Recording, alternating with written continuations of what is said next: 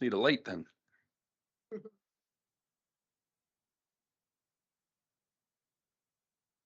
Or not.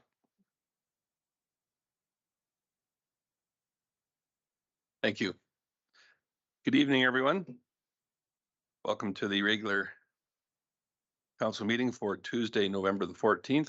You had a enjoyable long weekend and a meaningful Remembrance Day. Before you is the agendas. And first off is the consent agenda. Are there any items there that any council member would like to see removed at this time? Councillor Hoekstra. Sorry, Mayor Creasy. Yeah, I would like my report moved from the consent agenda, please. Very good. Any others?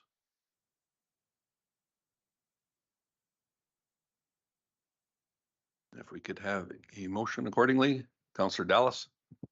Thank you, Mayor Creasy. Motion to accept the consent agenda as amended. Thank you.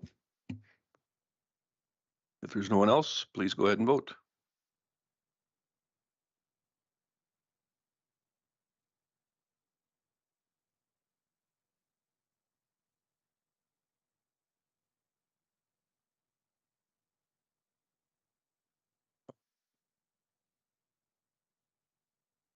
That is approved unanimously. Thank you.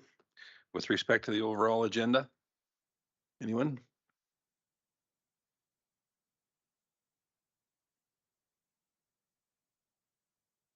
Councillor Connick.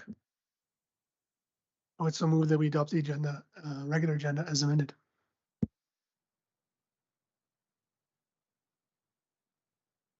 Thank you. Anyone have anything else? Please go ahead and vote.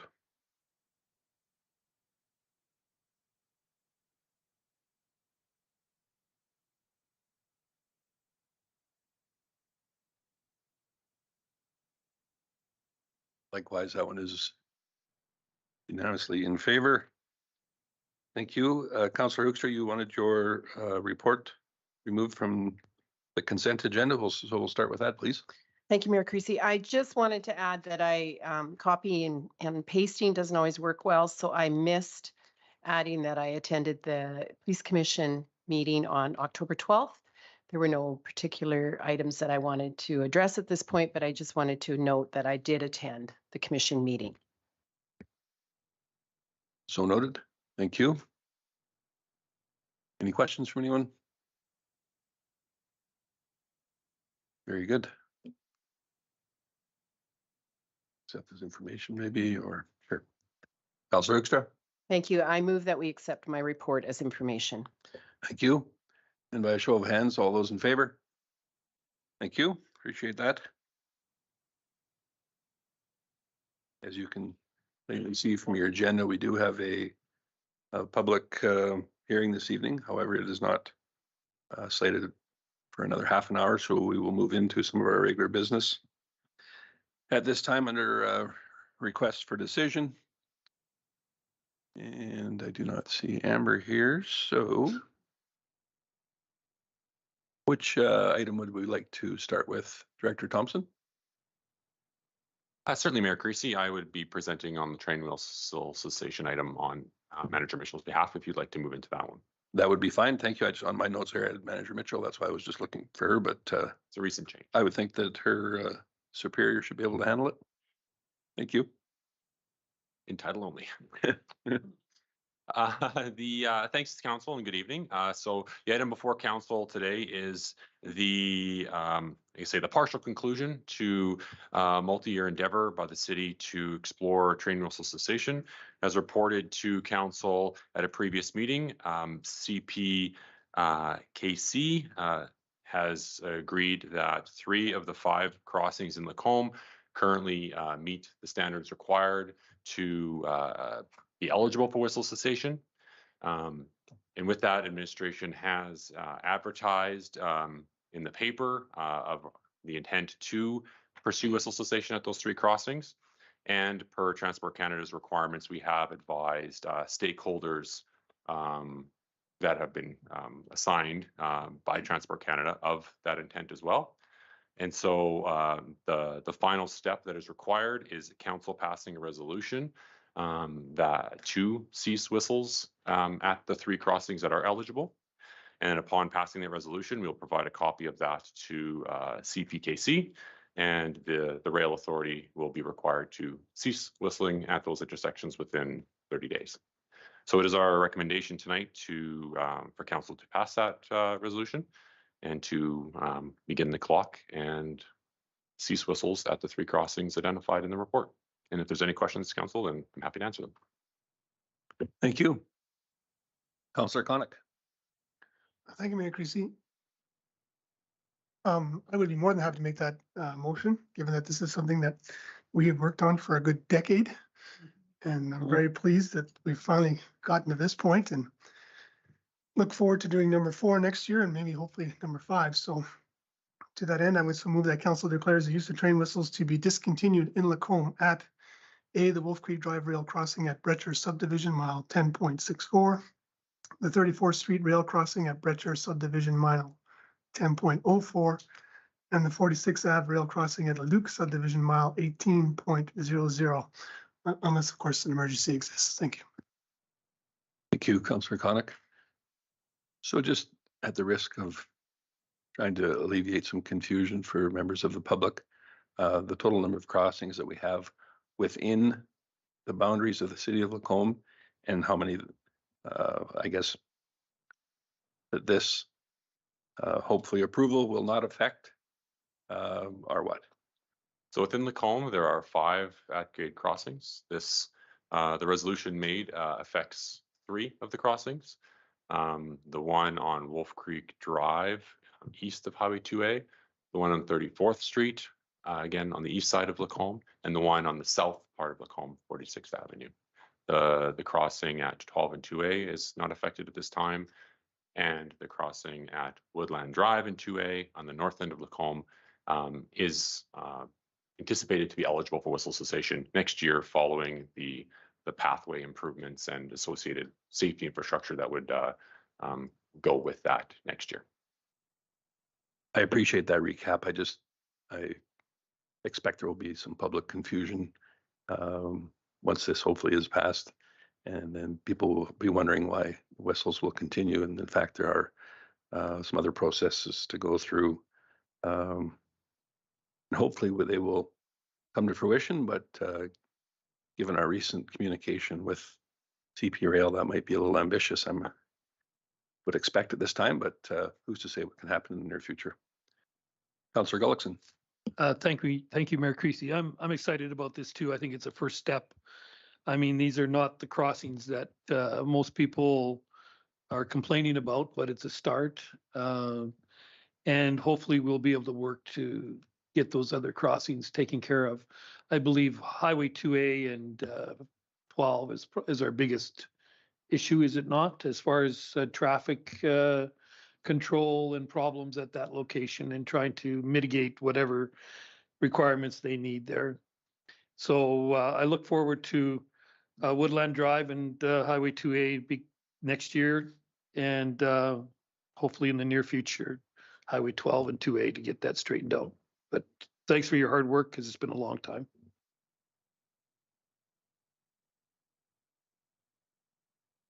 Anyone else?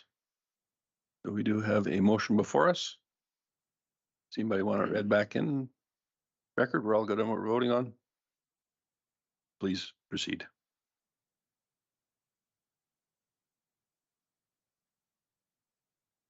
It would be a little irregular to have questions from the public. However, in something like this that is of concern, I would certainly allow you to ask a question. Absolutely.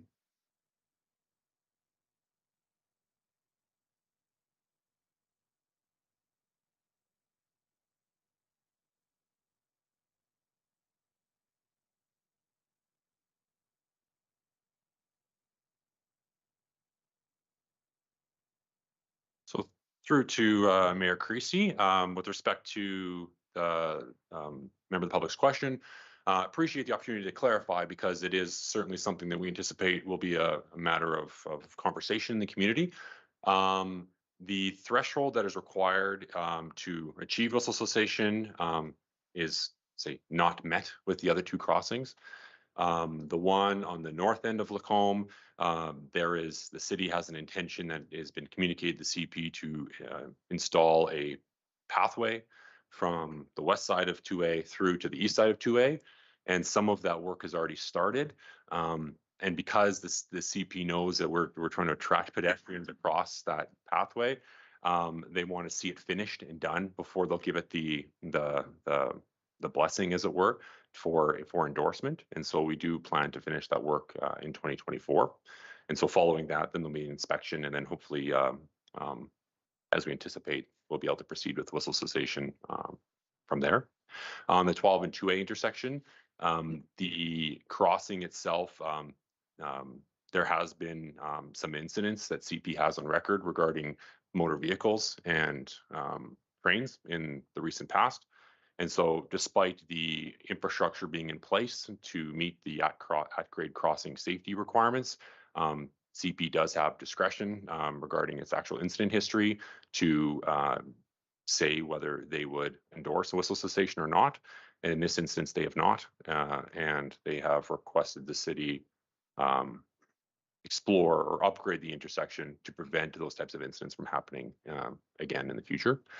And so council is considering the passage of a budget tonight, which includes a study to look at what the future of that intersection would look like, considering the safety upgrades needed to make it eligible for whistle cessation in the future. Thank you, Director Thompson. I think it's fair to say that this process has been far lengthier than most would ever expect. It has also been more expensive and than what one would hope, and is not over yet. So it's certainly not a situation where council administration has not been working towards the finalization of the cessation goal. However, it's not just a matter of any of us wanting it to happen. There is a very clear and well-defined path forward, and it is an onerous and lengthy one.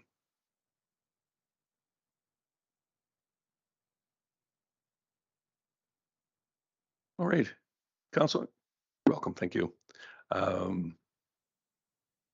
Nothing additional then, so we do have the vote up. Please go ahead and do so.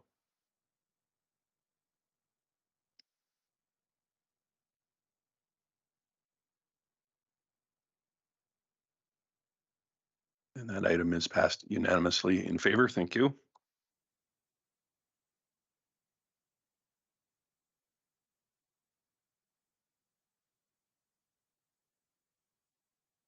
I think the budget items, I would prefer to do those in order. So CEO Gowdy, get some follow-up here for council seating arrangements. We move into that item now, please. Yes, we certainly can. Mayor and council will recall that at the recent organizational meeting, there was an item to review the seating. That is an annual task of the mayor, delegated to him or her via the procedural bylaw. And I believe after some discussion, the original seating arrangement that was reviewed at the organizational meeting has been confirmed, unless there's been a change since we last discussed the item. There has not been any changes. I think that can follow through. However, I think that there was a promise made to council, myself, that we would perhaps have an indication of how it was going to appear on camera. And I understand that IT has produced that visual view. And I think that I'm hopeful everybody is satisfied with that. In fact, everyone will appear on camera and have an equal opportunity to be seen on those recordings. Yes, thank you for that reminder. I'm sorry. That was the nature of the question. Mr. Tomneck, are you able to pull up the video so that council can see the... Oh, you're not able to spotlight it or something, or... There you go. As if by magic it was done. So I think that we can look forward to a slight adjustment for seating arrangements which would take place at our next meeting then, would it not? Yes, it will. Okay, very good. Any questions or concerns from council? Ready? Councillor Gullickson, Others, I'll make that motion then that council accept the proposed 2023 to 2024 seating arrangements as information. thank you. Councillor Hibbs, Just a question on that motion. Should it be as information? It just seems like the original motion, I think it's listed below there, said that we endorse the seating arrangements. And then now we're being asked to just receive it as information essentially, so that doesn't seem equal. Am I the only one that's seeing that problem?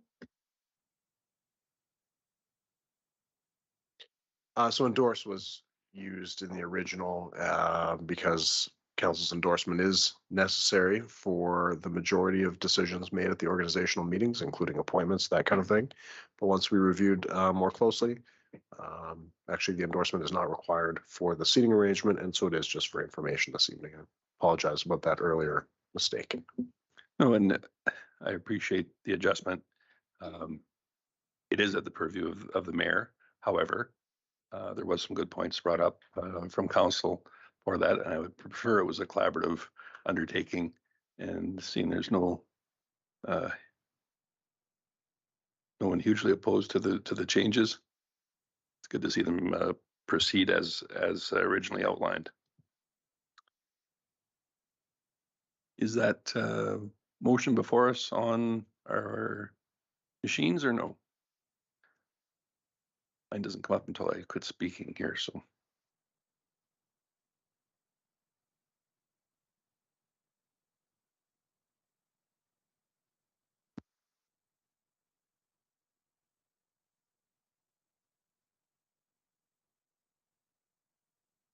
Please go ahead and vote.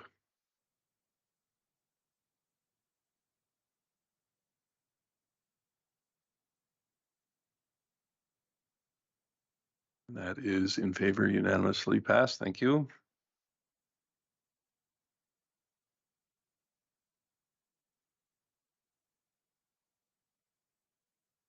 Well, in a bit of a predicament here. We've got a few minutes yet, and we certainly can't do item 6.2, given that is our hearing related item. Senior Manager or CEO Gowdy. We had discussed this earlier, and I would suggest moving into the operating budget, although it is likely to extend slightly past 6 o'clock. There's nothing preventing you from doing so. You only are restricted from starting early, not starting late. Your other alternative, we could go into proceed with portions of the in-camera agenda, but it would require dismissing everyone in the gallery and then reintroducing them in. Yeah, we won't be doing that. That'll be a little awkward. So let's carry on with the item 6.4, the 2024 operating budget. Senior Manager McKinnon. Thank you. Good evening, Mayor Creasy and Council. Tonight, I'm here to present a revised 2024 operating budget for the City of Lacombe. The first draft of the budget was presented to Council on October 23rd. The first version aligned with Council's direction from August 14th to prepare a budget with a 4% tax rate increase, special paving tax equivalent to $172,000, and 3% cost of living allowance. Tonight's revised version of the 2024 budget resulted in a 3.75% tax rate increase from 2023 taxes, including a special paving tax equivalent to $172,000. Last year, the special paving tax totaled $160,000. At the budget workshops held on October 30th and 31st, Council reviewed every department's budget and discussed the service level increases proposed by the agencies and administration. The objective was to strike a balance between maintaining the quality services in our community and managing financial resources responsibly.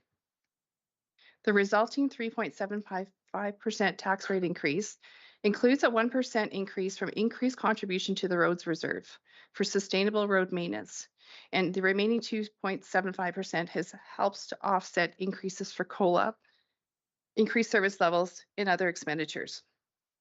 At the budget workshop, Council reviewed the service level changes and recommended 140,000 of the 340,000 originally requested. The recommended increase in service levels are shown in Table 1 of the report and include snow removal services increase equivalent to 62,000, community agency incremental funding approvals of 38,000, weekend outdoor ice surface cleaning of 16,000, capital project public engagement of 10,000, new trail benches worth 5,000, and a downtown area redevelopment plan operating expenses of 5,000, and FCM or Federation of Canadian Municipalities membership of 3.75 thousand. The summary of the 2024 proposed budget compared to 2023 pre-budget by category is shown in Appendix 1. The revenue highlights. The proposed 2024 budget includes budgeted revenue increases for franchise fees, 163,000 higher than 2023 based on volume and increase in fees approved on October 10th. Goods and services revenue are 1.2 million higher than 2023, largely due to user fee revenue, which is offset by increased expenditures in Echo Energy, utilities, and secondment expenditures. Additional grant revenue of 222,000, of which 100% is offset by budgeted expenses for victim services, policing grants, and water course remediation costs. Interest revenue increase of 100,000 based on current earnings, and taxation and grants in lieu increase of 746,000, which includes 344,000 of new growth taxation revenue projected and 645,000 from a 3.75% tax rate increase, as well as a decrease in school requisitions from 2023. On the expense side, noteworthy increases include debt servicing costs are 128,000 higher due to incremental borrowing costs for the new public works facility. Personnel budget increase of 1.15 million, which includes 3% COLA, benefit changes, including the enhanced CPP rates, pay grid changes, new position requests, and which also includes a service level increase for outdoor ice clearing, as well as victim services staff. Appendix 2 and 3 provide a detailed comparison of the changes in personnel by department and category. Funding to others is also 222,000 higher than 2023 due to water purchase for resale, Echo Energy reimbursement, and increased agency funding.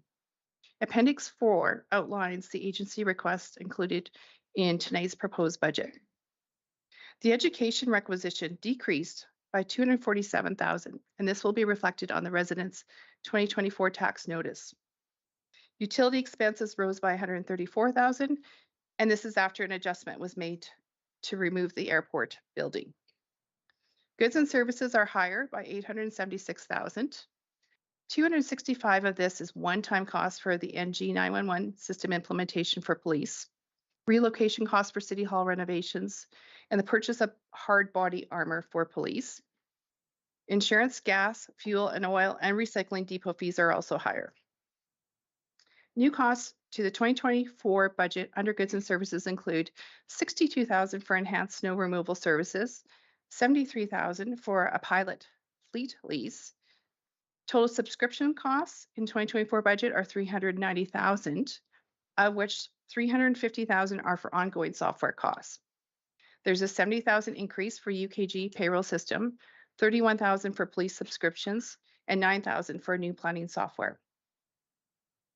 Policies that impact the operating budget include the annual budget and taxation preparation policy, along with the compensation policy, target the tax rate increase and staff COLA to the Alberta Consumer Price Index, with an average increase of 5% from June 2022 to June 2023. The draft operating budget is below these policies, demonstrating a commitment to fiscal responsibility while addressing the needs of our growing community. The financial reserve policy approved in April 2023 also provided a framework for reserve contributions, with optimal balances based on the infrastructure requirements for the 10-year plan. For sustainable road maintenance, it is recommended to maintain the special paving tax as well as increase the contributions to the roads reserve by 1% annually. This dedicated funding will ensure ongoing road repair and upkeep and enhancing safety and efficiencies. The 2024 proposed budget adheres to the debt management fiscal policy. In conclusion, the proposed 2024 operating budget reflects a careful balance between meeting the needs of our community and minimizing the tax burden. The adjustments made during the October 30th and 31st workshop demonstrate a commitment to responsible fiscal management and a dedication to the long-term financial sustainability of the City of Lacombe. Thank you for your attention, and I'm available for any questions or further clarification on the proposed budget.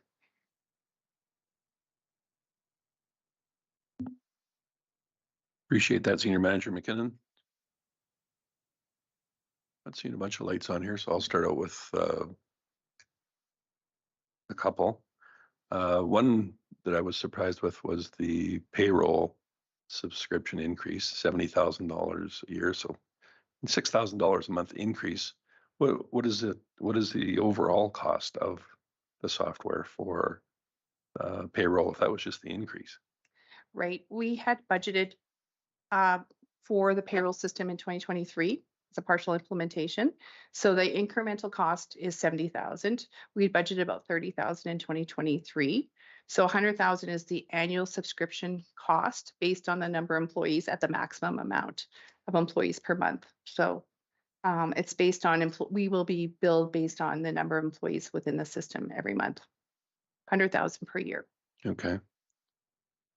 The other one was the incremental change in the financing costs for the public works facility, $125,000 or $30,000 a year. What was the borrowed amount for that, and over what term? We borrowed $4 million in June over a 30-year term, which is expected to be less than the useful life of the building. So that's typically what you kind of warrant your borrowing lifetime for, and at about roughly 5.2% interest. Thank you. And that is through the province, so it is for the term. Otherwise, there's substantial penalties, correct? That is correct. Okay, thank you. Councilor Ross? Thank you, Mayor Creasy. I see a $55,000 decrease in sidewalk, street and sidewalk repair decrease. Was that, my apologies, I don't recall seeing that previously to our workshop, or was that a change to accommodate to maintain within our budget, or is it just a change in road construction? Thanks, Councillor Ross. And so last year we had an increase to the budget to do some more lanes and other street work. We're finding that in-house, doing that work in-house, they weren't able to achieve it fully this year. And so moving forward in next year, we wanted to pare that budget back a bit, anticipating not being able to fully deploy all of those lane patches and street patches as we did in previous years. Thank you. But that was just for the in-house portion, not for third-party improvements, correct? That's correct, Mayor Creasy. We still have our ongoing roads program that is done through a third-party contractor as part of our capital works program for the year. So that continues, and the program is identified in the capital works portion of the agenda. Thank you.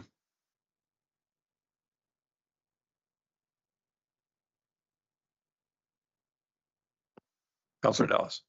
Thank you, Mayor Creasy.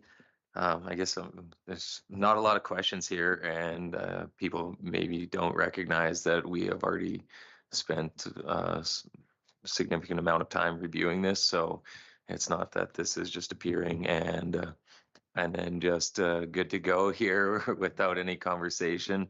I think a lot of the numbers that have appeared here is based on feedback provided earlier. So with that being said, I'm willing to make the motion that council approves the 2024 operating budget.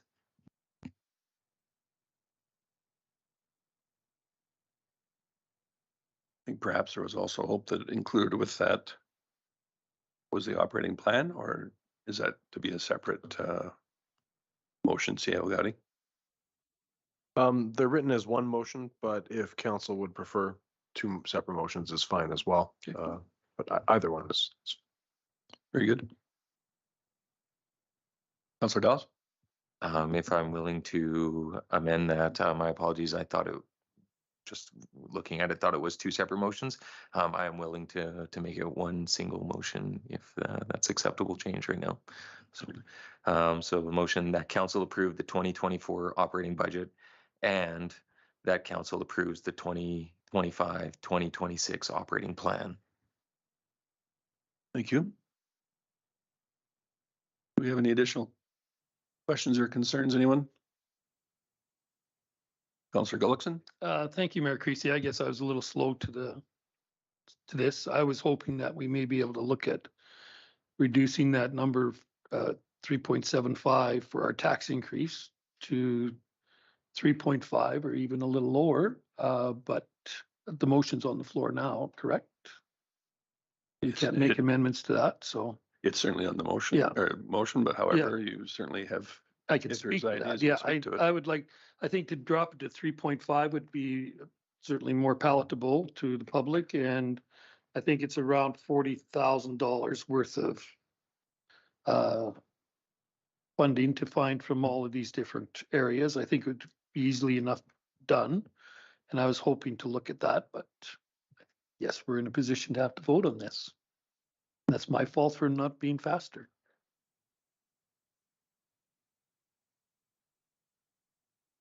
Councillor Hoekstra? Thanks, Mayor Creasy. I guess I appreciated what Councillor Dallas was hinting at, saying we've spent a great deal of time on this budget. And the one line that to highlight is that we were dealing with a 4% budget and we already brought it down to 3.75 tax rate. So we have done some work there. And I think that should be noted to the public. To work on it further would, I'm not willing, so I'm speaking in support of the motion on the floor.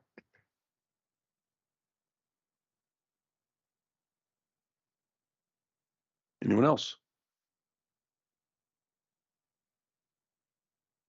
In that case, we do have a motion before us. Please go ahead and vote.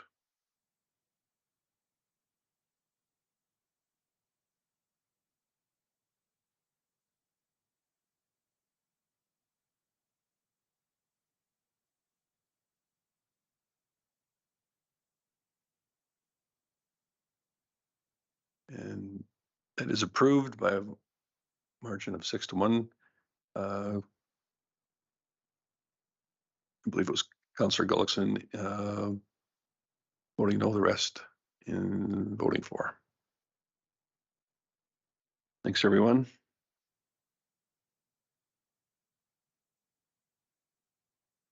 So by my clock, it is after 6, it is 6:03 p.m.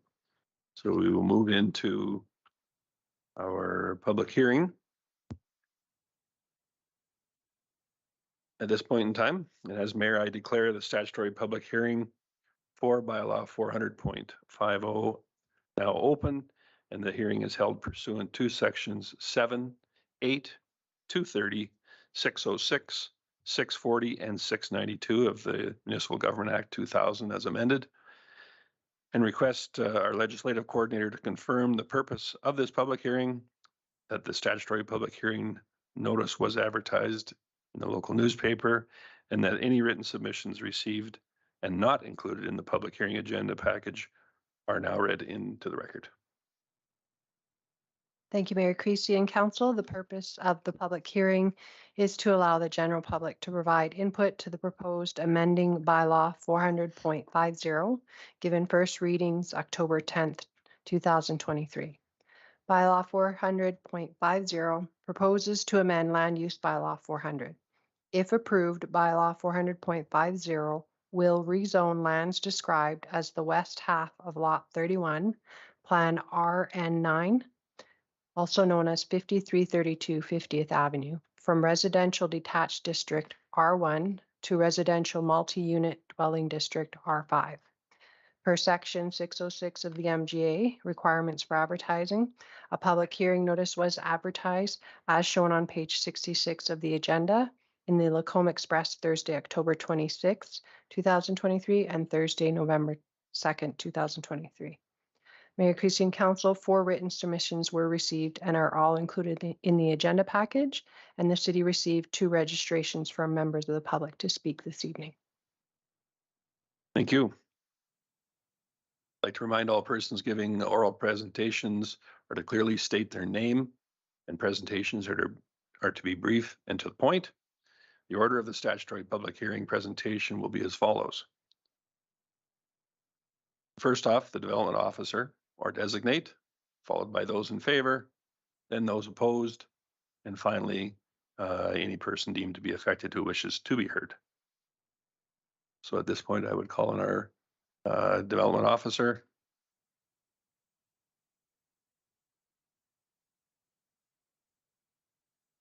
Go up and make yourself comfortable there, and remind you to use the microphone. And start us off, Mr. Abassi. Pleasure to have you here.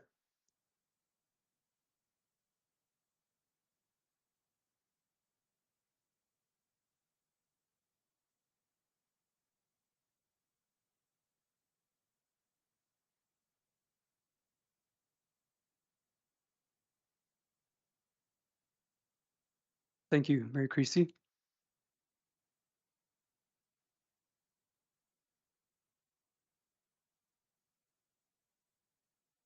The City of Lacombe has received a amendment application to redesignate the west half of Lot 31 Plan RN9 located at 5332 50th Avenue from R1 residential detached to R5 residential multi-unit dwelling district.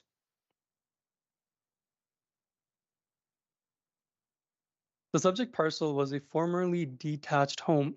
The owner is now proposing to rezone to R5 to allow for residential multi-unit development. The proposed lot is located within Lacombe's downtown area, situated along 50th Avenue.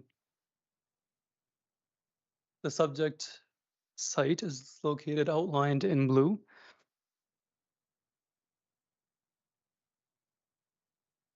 And that is an image of the subject property. The lot is currently vacant. The applicant would like to construct a 13 to 15 unit apartment use on the proposed site. So as you can see, the context of the subject site, it is surrounded by quite a mixed use area. So it's got R1 uses around the block, R4 uses, an R5 use directly adjacent, which is, an R5 zone directly adjacent, which is an apartment use.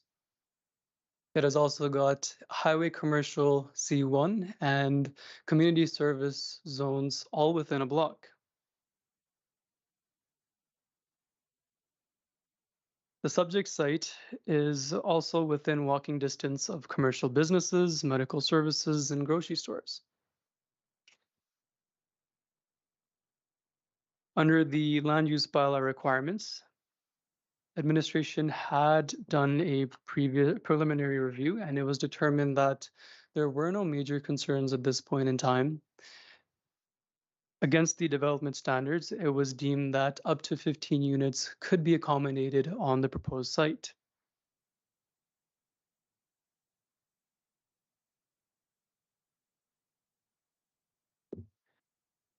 So the subject site is adherent to the policies that we have in the City of Lacombe, such as the MDP. There are a variety of policies that the subject site does meet. However, the one that is most glaring is DT 5.3.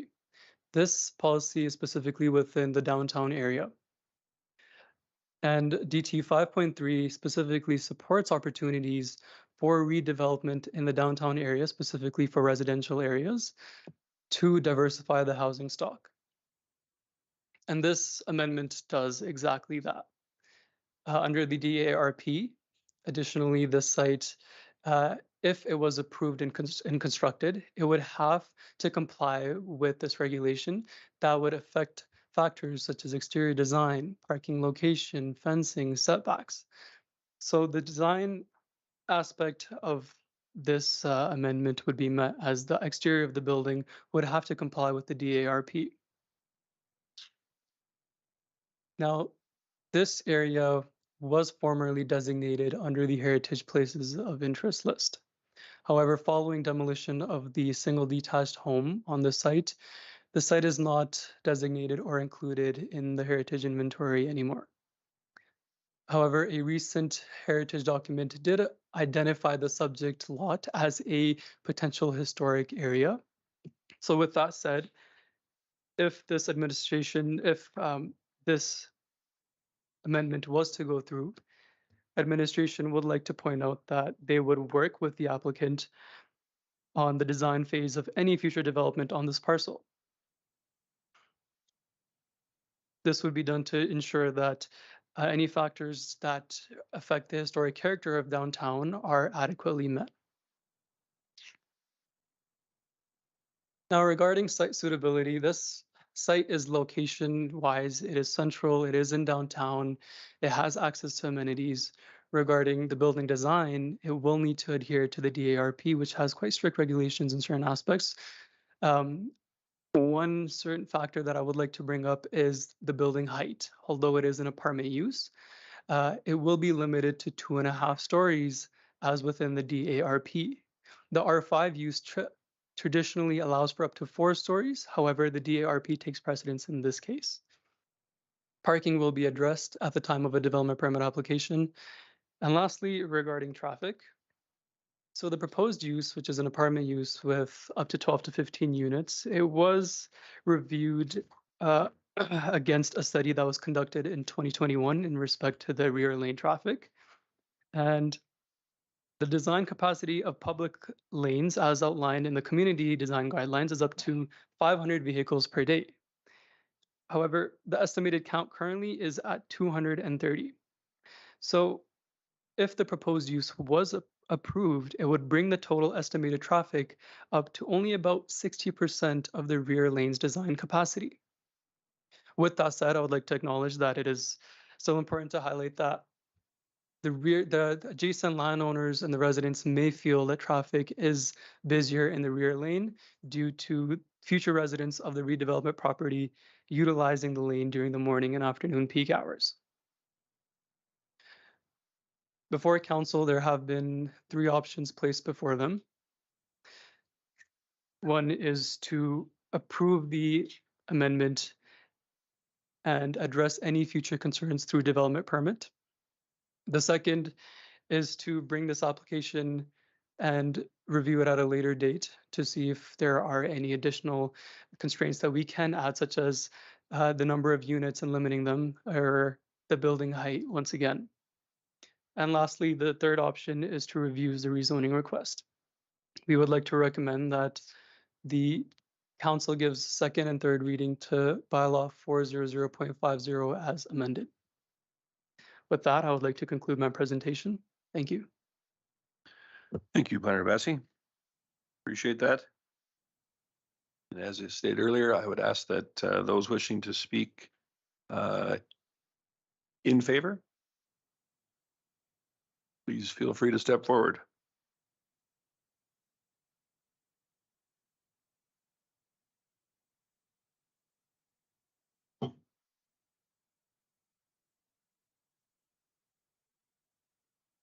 Aaron, sorry to interrupt you. For the benefit of those watching either at home or in the gallery, I'll just have you turn your microphone on there. The bottom, there you go. Is that Thank you. better? That's better. It's Aaron from Ridgestone Homes. So I put the application in and I think that this would fulfill a need, a much needed need for multifamily housing in Lacombe. It makes sense being next to another apartment building, I think, and close to the downtown core. Yeah, I think overall it would be a positive thing for Lacombe. That's all I really have to say about it. Do you have any questions for me at all? I do not at this time. Council, Okay, Very good. thanks. thank you. Anyone else who wishes to speak in favor at this time?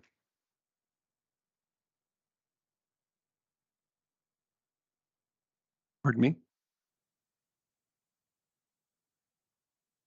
And third call for anyone wishing to speak in favor of bylaw 400.50. Now is your final opportunity. Next up, we have time for those opposed to bylaw 400.50. Anyone wishing to speak in opposition can do so now. Please proceed.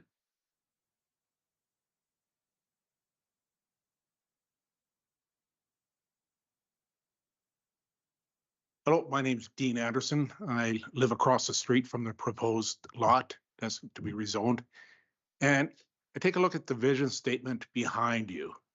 And I think that vision statement supports our opposition against changing that lot.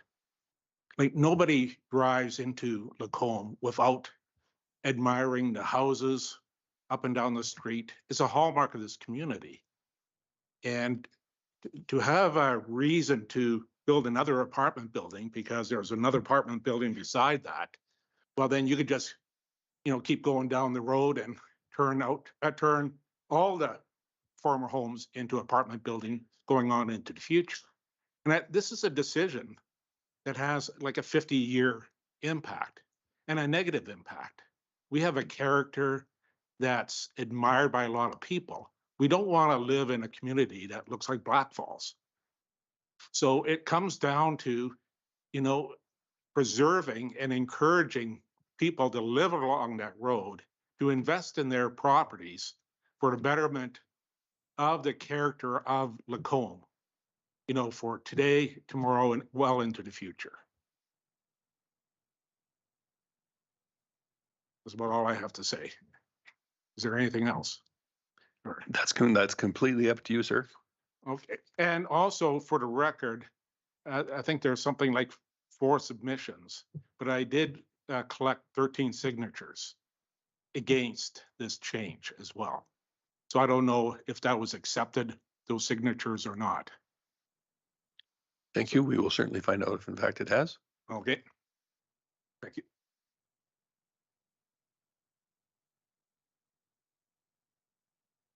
Look at that at the same time. I'm writing an apology to the mayor of Black Falls. Forgive me. So just to be certain, the list of names were in fact included on the report. I believe that the actual names of the individuals have been redacted as per FOIP. But however, there is clear indication that they were included. All right. You're welcome. Anyone else who wishes to speak in opposition to bylaw 400.50?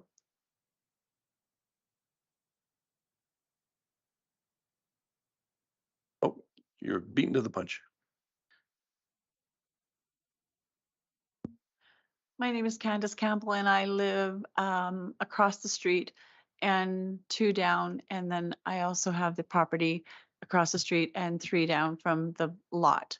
My question is, or my statement is, I guess, we have right now under construction 2 fourplexes behind us. We already have another one that's complete, and then we have another one that's right behind the property that's to the right of the lot, and one across the street again.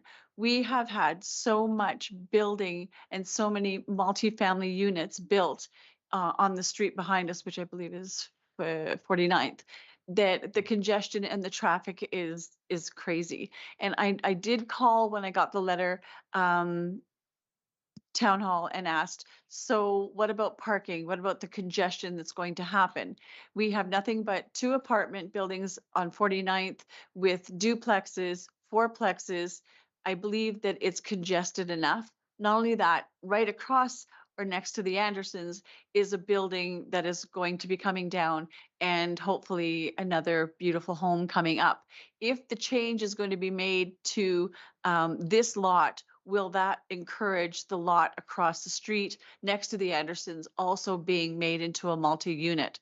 You're completely changing our community from what even brought us here. One of the attractions to this community was the historic roots and the historicness of downtown.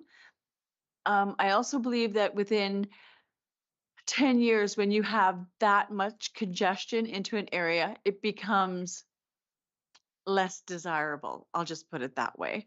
I just want to let you know that we're extremely against this and we don't want our community to change. It's the historicness of this downtown core that makes it wonderful. We were also told at one point that when Rexall was coming in, that it would be look more historic. So you're saying at this point that yes, the apartment building will have the vision of historic, but at what point will that change without us even knowing and have to look at something that is less desirable for the community that people literally come from everywhere to enjoy the historic roots that you have behind you. I just wanted to let you know that we are not for this at all. Thank you. Thank you. And I think we had one other individual who wanted to speak in opposition.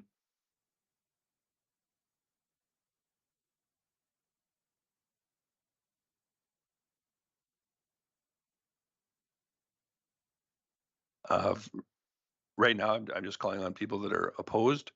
And then afterwards, there is an opportunity for any person that's deemed to be affected who wishes to be heard as well. If you choose to speak now, the choice is yours. Very good.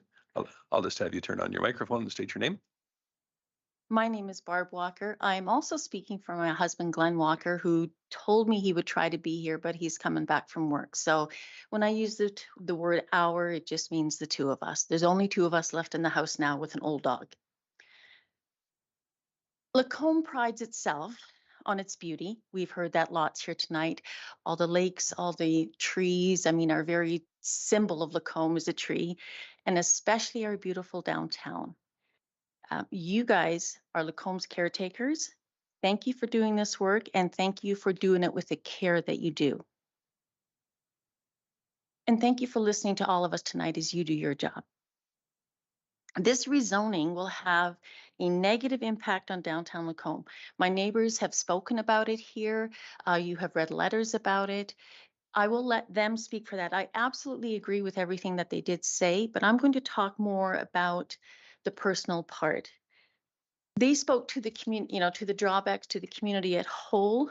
What I'm going to talk about is how this will, share with you what this will mean for us directly. We have a little house right in between, what is, used to be, well, we still call it the outreach school, okay, but it was the Pentecostal church when we moved here 20 years ago, more than 20 years ago now.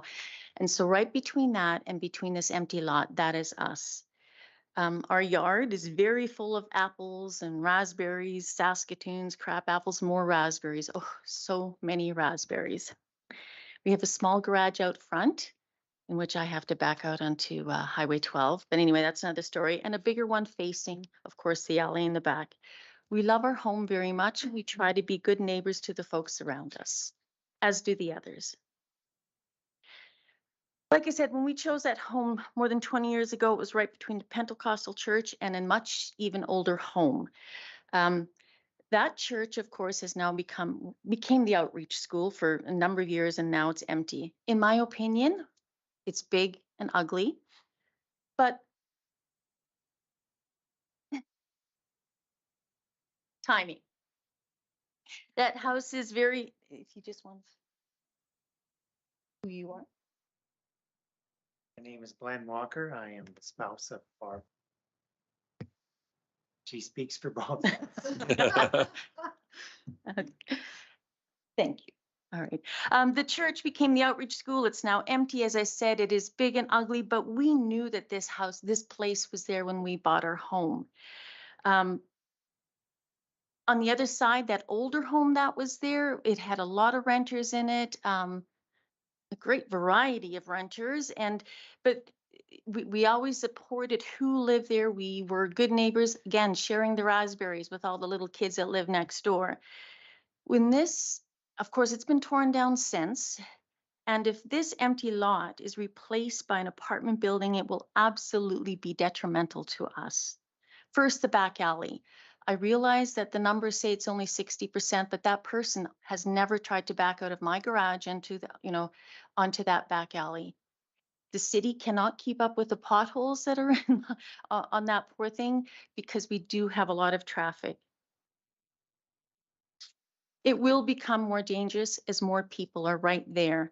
The traffic out front, that's something that hasn't been considered. And I know it's Highway 12, but my own personal experience when the outreach school was there, when the Pentecostal church was there, that at least once a week, usually twice a week, somebody would park right in front of our driveway and I would not be able to leave. And I would have to go next door and find the guilty party, bring them over.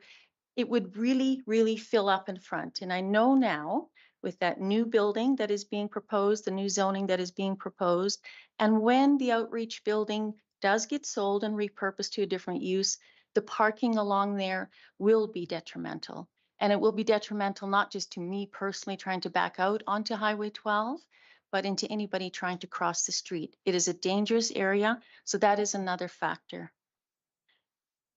The third concern for us, as I mentioned, all the fruit trees, they all need sunshine and so do we. If we are squeezed between two apartment buildings, and that's what this is, it just won't be good for us at all. Like I said, that old outreach school, like to the west of us, we were good neighbors with the students. They skated on our backyard rink. They helped us after windstorms. We would have been good neighbors to the Broom Tree House as well. That was, this is something that we were willing to do. But when it is on both sides of us, when there's apartment buildings on both sides of us, it is just too much. Now, I know that you guys have to look at the bigger picture, but I'm glad that you're still listening to the little guy, or in this case, the little house. It is cute. Thank you. There's that.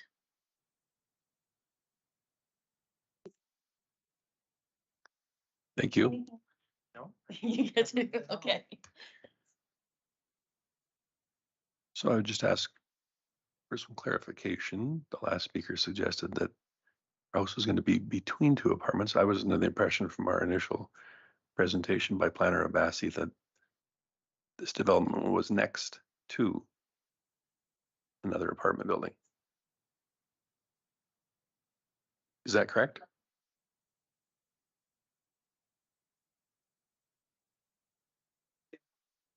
It's next to. Thank you. Yeah, and they're on the other side, which is right next to the outreach school as well too. Oh, very good. It's just, once again, the speaker suggested that she was going to be in between two apartment buildings. And I'm just suggesting that's not possible if, in fact, the apartment buildings are on lots next to one another. That's all. Okay, thank you.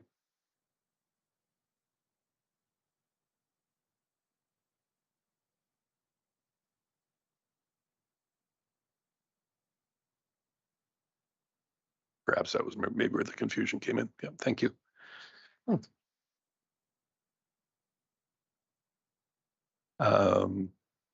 Anyone else who wishes to speak in opposition to bylaw 400.50?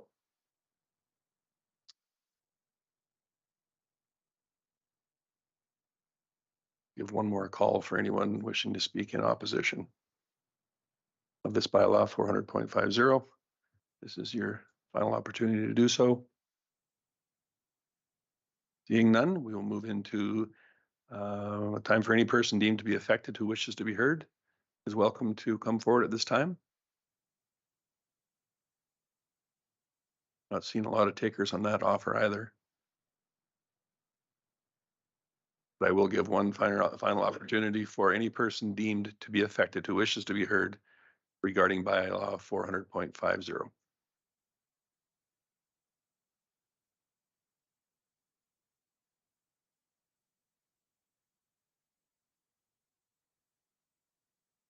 Seeing none, I declare the public hearing for bylaw 400.50 to be closed at 6:30 PM.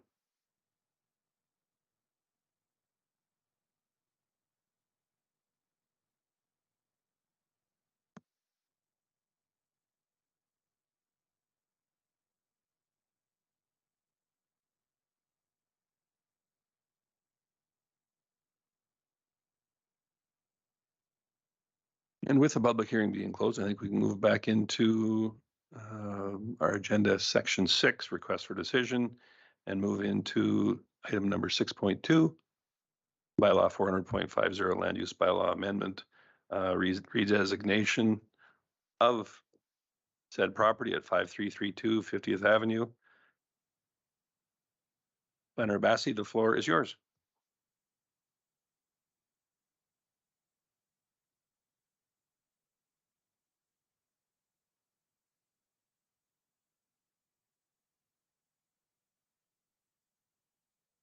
Thank you, Mayor Creasy. We recommend that council gives second and third reading to bylaw 400.50 as amended.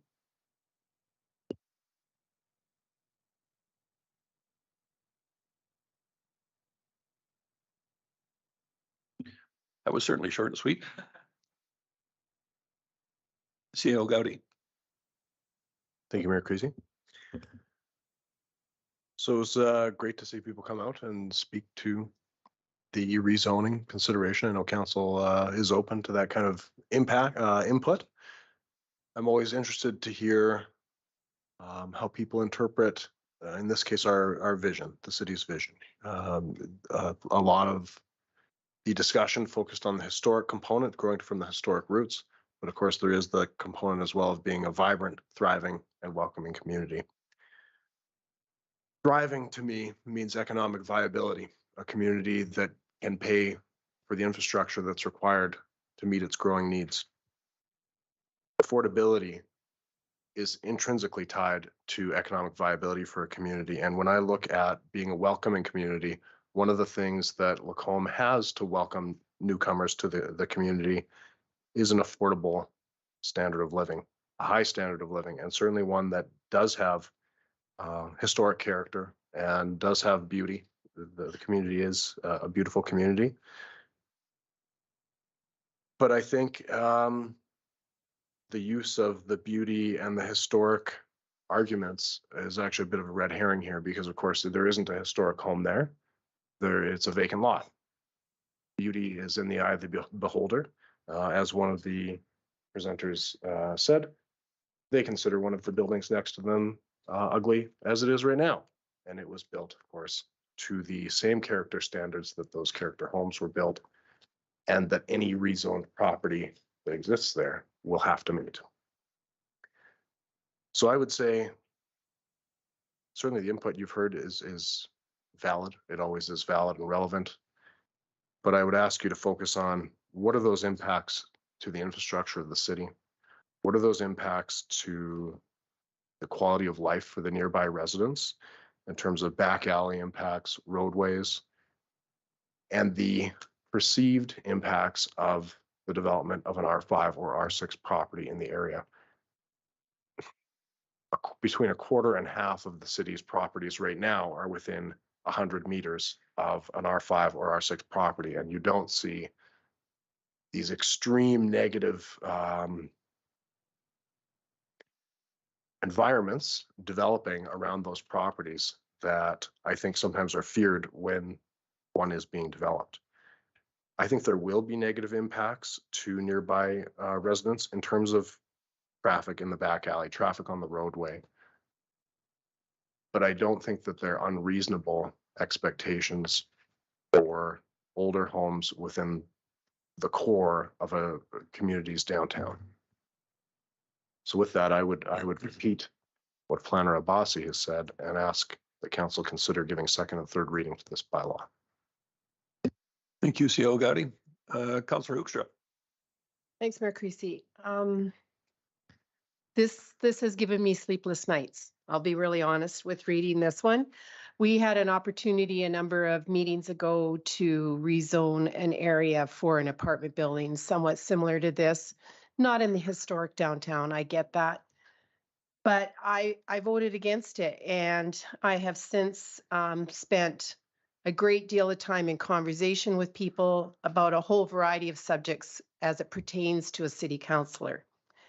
And one of the things, someone said to me, actually it was my son, who's very politically motivated, says municipalities stand in the way of growth. They stand in the way of, they cause the housing shortage in our country. And I was like, what? What are you talking about? And so I have since done more research, and I guess I'm very troubled because I know a number of you very well. But I heard one of you say it is our job to look at the bigger picture. And I am concerned about housing in Canada. I am concerned about housing in Alberta. I'm concerned about housing in Lacombe. And we are tasked as leaders to ensure that our municipality has good housing. But I also have great confidence in our administration. I have great confidence in the work of DARP. I hear what you said, that Rexall isn't a beautiful building. I hope that the developer can work well with the city, that this could be a beautiful building. But I will not stand in the way of housing for Lacombe and this type of housing. I support what CEO Gowdy is saying. I do have some questions. I'm always troubled by this 2.5 story thing. Does that mean one's in the ground? I don't know. I can't remember what does 2.5 stories mean. So that's one question I have. Can we be, and then my second question is, can we be confident that this will not impact our infrastructure? That back alley does concern me as well, but yeah, are we confident that that 60% number, 60% traffic is accurate? Those would be my two questions. What's 2.5 stories? What's the traffic impact? Thank you. I'm assuming that administration would like some time to come up with those answers, or you're prepared to proceed now? Well, Mayor Creasy, I can answer the 2.5 story question now. I might need some help with the infrastructure question from my director, but so 2.5 stories would be above ground. So we don't in the bylaw have a measurement of a certain number of feet, but it's what's commonly understood to be 2.5 story above ground. So there could also be a basement and with dwelling units in the basement, or a laundry room or whatever other amenities in the basement. And also that's for any building. So it could be, right now it is R1 property, so they would also have the 2.5 story cap. So it would not be taller. The purpose of that restriction in the DARP at 2.5 stories is that all buildings are at that maximum height. And in terms of the infrastructure, I will ask Director Thompson to assist me, but in terms of water, wastewater, there were no concerns with that type of servicing, and the lane issue, if you could address that, thank you. Yes, thank you. I'm happy to. So the measure of impact is dependent on what you're measuring and what you deem impact, be positive or negative. Specifically with regard to the lane, because that was the topic raised today, and you had mentioned the 60%. So when we look at traffic and reaching capacity, certainly if any intersection or any road that's, say, at 100% capacity, it's going to be well known that it's busy and it's backed up and it's at capacity. And so a lane at 60% capacity, 75% capacity is going to feel busy. It's going to feel active, especially with users utilizing that lane at the same time, if they are going to work at the same time and coming home from work at the same time, typically the morning and afternoon peak. So certainly the impact in terms of user experience will likely be felt here, but the lane itself can still sustain that to the point where it can function with those impacts being felt by residents, no doubt. With respect to other infrastructure, such as like sidewalks with more users, there'll be more users of the sidewalk to downtown from downtown, so utilization would we'd expect it to go up to some degree, which is a positive impact, better, more usage of that infrastructure. Water, sewer, and stormwater infrastructure would be utilized for the same pipes. They'd be utilized, have more volume going through them for really no investment from the city required to support that. So that's a positive impact on the infrastructure. Snow clearing, pothole repair, street repair. It's the same frontage for the road that we currently support and we currently maintain, lane included. And so with additional development within the same frontage, it makes that infrastructure more efficient to run. And that's true in most cases when you're densifying in a downtown or any existing area. Certainly have a follow-up. Thank you, Mayor Creasy. So does that measurement take into account that people who use this back alley don't live in that area? Like, I do understand that sometimes people use that back alley as a throughway to Rexall or whatnot. So does it take into account that added traffic as well? Yeah. Short answer, yes, it does. Thank you. Councillor Konik. Thank you, Mayor Creasy. Just getting back to that 2.5 story, the apartment building that's there to the right next to the vacant lot, is that a 2.5 story, or what is that? To me, I'm just looking for context, trying to visualize. Mayor Creasy and Councillor Konik, it looks like a 3-story. You can see in the report, there is a photograph there and a 3-story apartment. I haven't been in the building, so I don't know if the basement has units as well or not. So any future building would have to be a bit shorter, I guess. And I believe that building was built before the DARP requirements came in. Okay, no, that helps. I'm just trying to visualize. So you're saying it would be not as high as the one that's there now. I will just clarify that I'm familiar that sometimes stories, depending on design, sometimes a story might be 14 feet high, and some in a different building design, it might be a few feet higher or shorter. So I couldn't say for sure without seeing a design that it won't be the same height if you have a pitched roof or some kind of Queen Anne style to it, but it would be limited to 2.5 based on the design style. Okay, thank you. Yeah, this is a tough one as well. I guess I have been in this community, I want to say about 18 years, and I think during my entire time here, that lot has been vacant. I could be wrong, but it's been vacant for a long time. That's one of the issues I struggle with this one too, is that clearly no one's going to build a single family home there. I mean, it's just, for whatever reason, I don't know why. There's just been no appetite to do that. Maybe because the lot is, dare I say, too big. I don't know. So I like the idea when we see a lot this big that there's some sort of redevelopment that's going to occur. Yeah, be nice if maybe it was a duplex or a fourplex. I mean, this is, right to the max, so to speak, in terms of an R5. Yeah, I think at the end of the day, I think it would work there. There's one of the requisites I would have to support this is that the alley be paved. I think it needs to be paved 100%. The city needs to take that on. I know we're just doing our capital budget, but it doesn't have to be next year, but the year after for sure.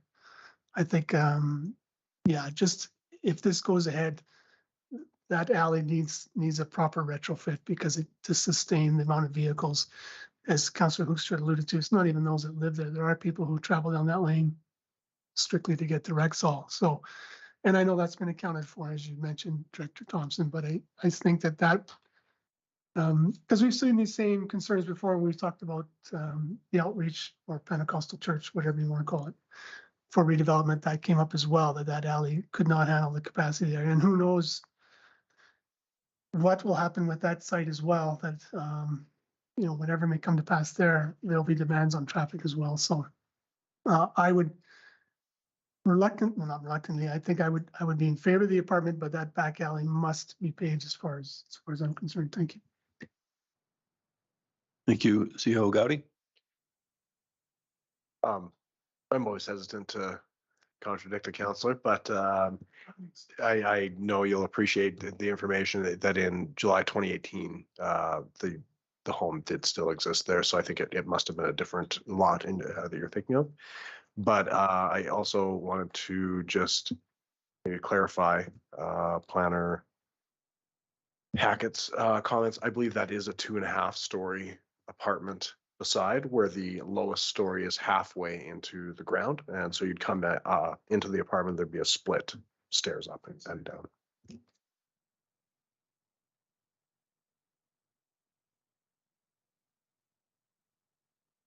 And regardless of that, that structure was there prior to the DARP rules, which have been implemented in order to preserve the character of our downtown. Is that correct? Yes, Mayor Creasy. Thank you. Councillor Ross. Thank you, Mayor Creasy. It's interesting. I can echo a lot of pros and cons of, comments that our CEO has made pertaining to our vision statement. And, as even Cora Hoeks has alluded to, responsibility of affordable housing. I live in an apartment. The new apartment building that was built opened up in July 1st as each floor was available. It was full. There's 160 units between the two. But that specific area is consistently apartments. And I would be wonderful to have a vision of, as the builder has done a custom build on 50th Ave with the Hofstra family and those other custom builds that then bigger lots were taken advantage of.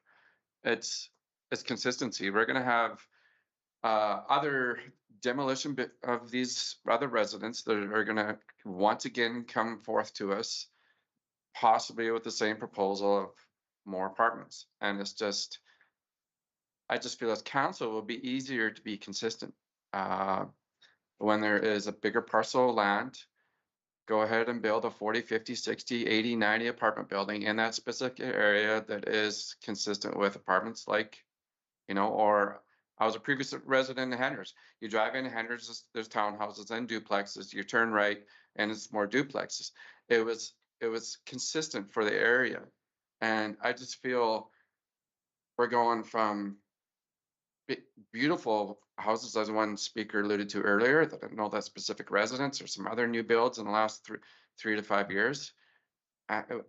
My personal vision is to continue to see that of some architecturally historic or new builds on the bigger lots that's consistent with family housing. And I just think it's simpler going forward to stay consistent. There's got to be, and yet I so believe we have responsibility, as Councillor Hoekstra alluded to, is by encouraging that development to work with developers. I've been an advocate for developers. I've been saying there is some amicable ways to make both parties work together to prevent, to be positive, to respect everybody's interests.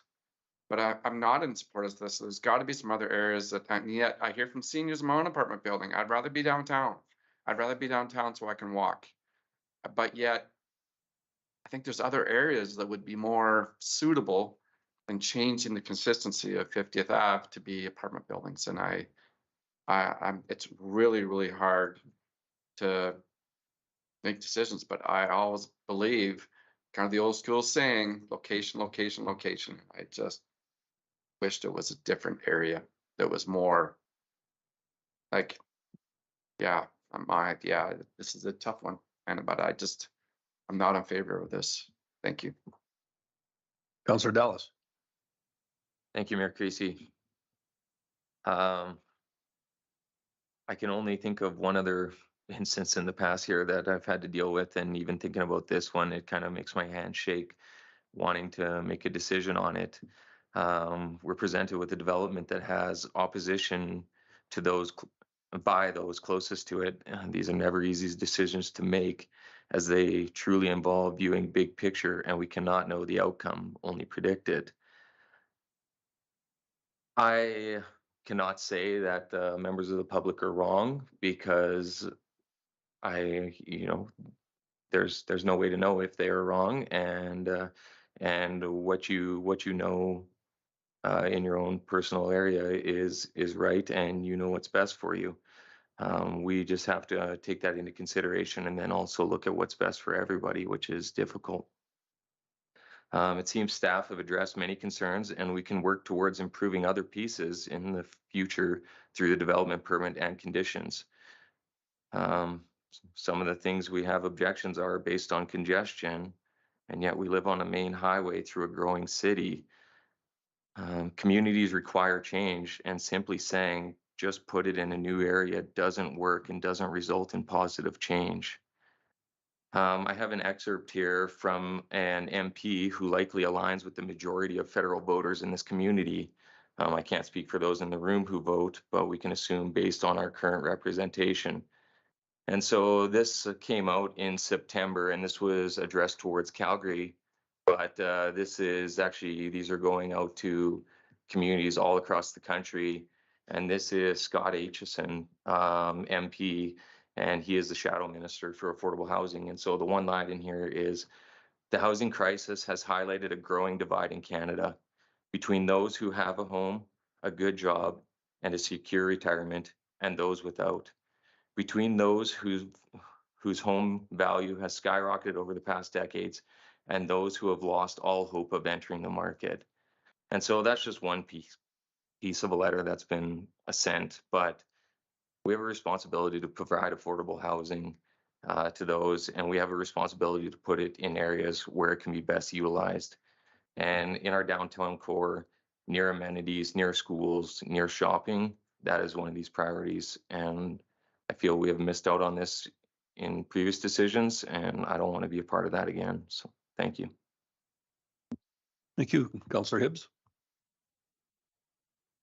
Thank you, Mayor Creasy. So yeah, this one was a very difficult decision for me as well. I've thought about it a lot, especially in the context of some recent decisions we've made, and then also just decisions that I know I've made over my many years as a councillor, and also weighing that in against a lot of research I've done, sessions I've taken on affordable housing, et cetera, et cetera. So I'm always going to speak in favor of higher density generally. But that doesn't mean that it's just, every single time, it's a blanket. I think that there are factors that have to be considered. It was mentioned that there's lots of new buildings in the area, and higher density new buildings, and that's a great thing to happen, and that's good. Those are success stories in my book, and I'm glad to see them.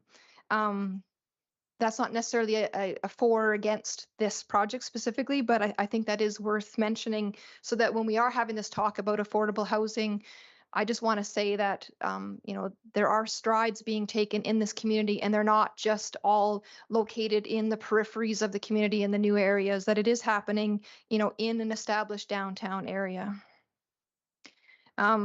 I also want to mention that I do agree that a hallmark of the community is our main street. So I do agree that when you're driving into this community, what are you first seeing before you even get to our historic downtown is our historic main street. And that is a lot of historic homes, or ideally, if they're rebuilds, homes that look like they have historic elements to that. But I also understand that, DARP and its overlay hasn't always existed. And so that always hasn't been a priority in the past. But that doesn't mean it can't be going forward.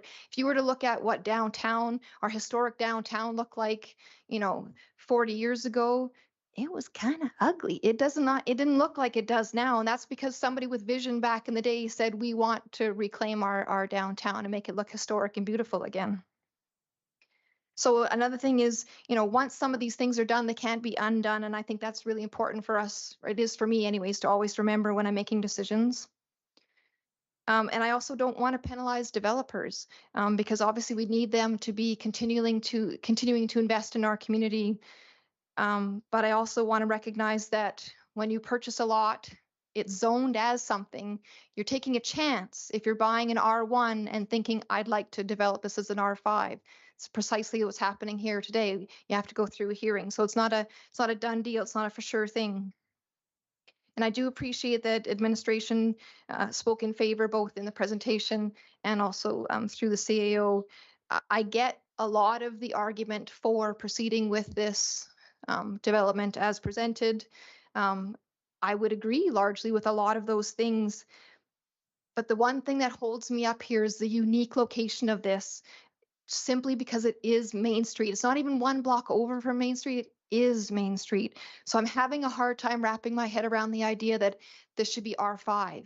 Even if it was R4, I could maybe get on board with it. I probably could do it. And this is exactly the same thing I said about the last decision that we were forced into making, that if they had not come with an R5, if it had been an R4, that it more, met the existing properties around it, then I would be a lot more comfortable with it. So I'm still conflicted in this one, but I think I can't support a second reading for this submission as brought forward. Thank you. Councillor Gullickson.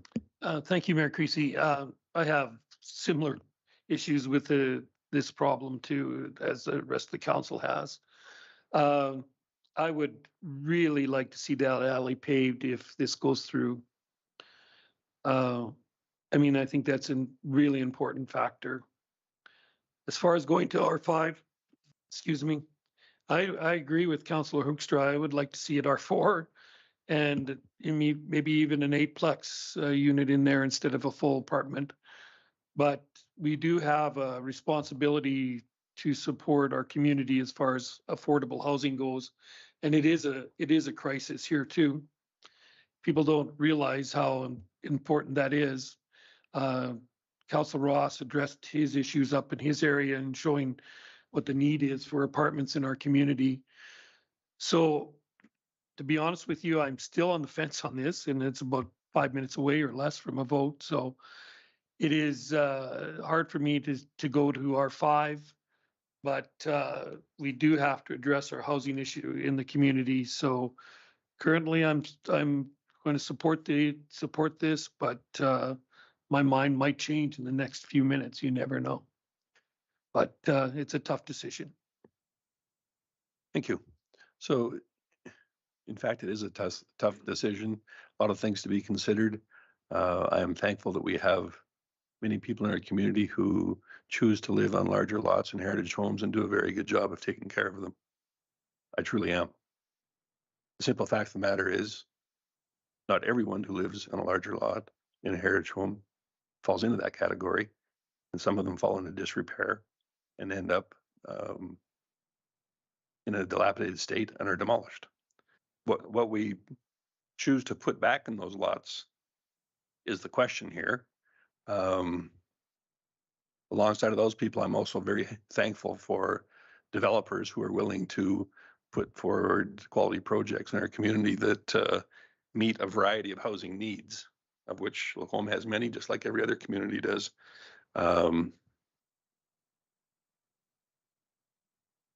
While I am in favor of development, I expect always will be very pro-development.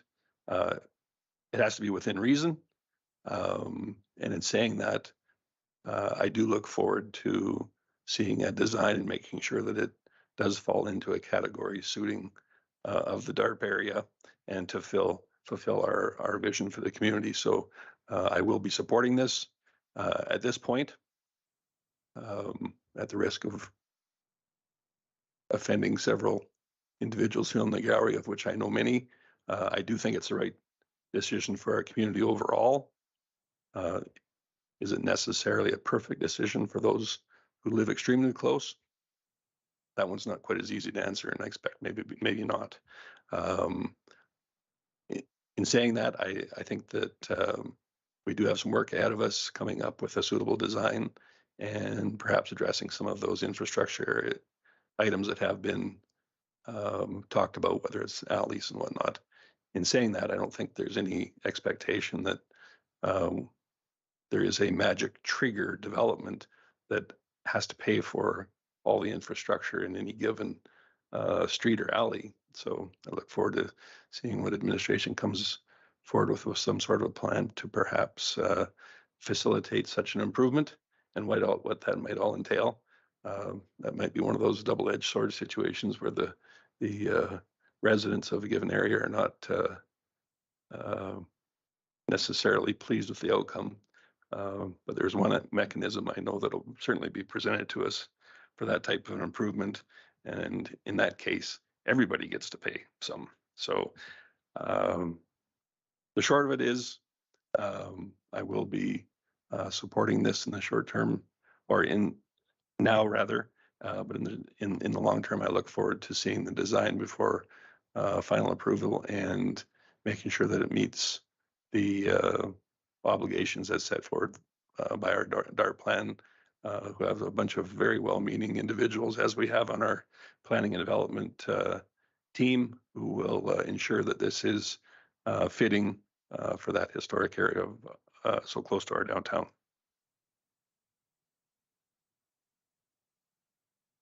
No, you do not.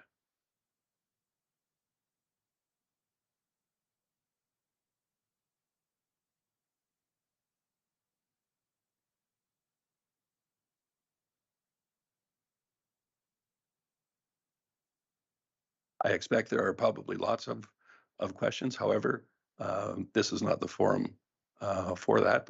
And before us today, we will have a second reading for consideration. And given the nature of this development, perhaps council will see fit to postpone third reading, therefore not making a final decision on this and allow for others. I don't know that will be the case, but perhaps it will be.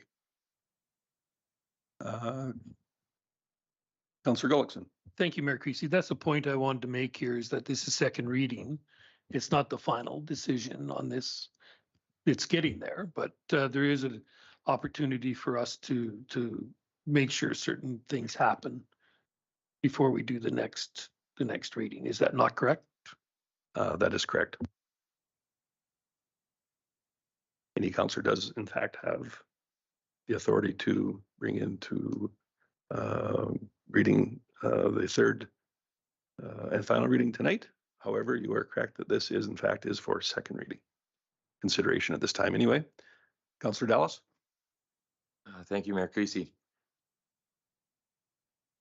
Yes. In light of Councillor Gullickson's comments there, I'm not sure what we would bring in, but I will make motion that council gives second reading to bylaw 400.50 as amended. Thank you.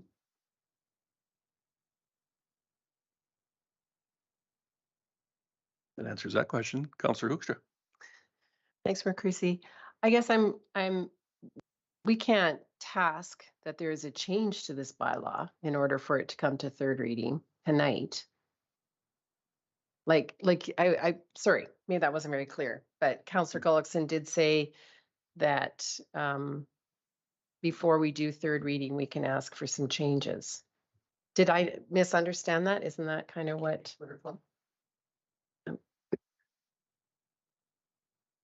Perhaps I would defer to our Chief Administrative Officer to answer that process question. Yes, certainly.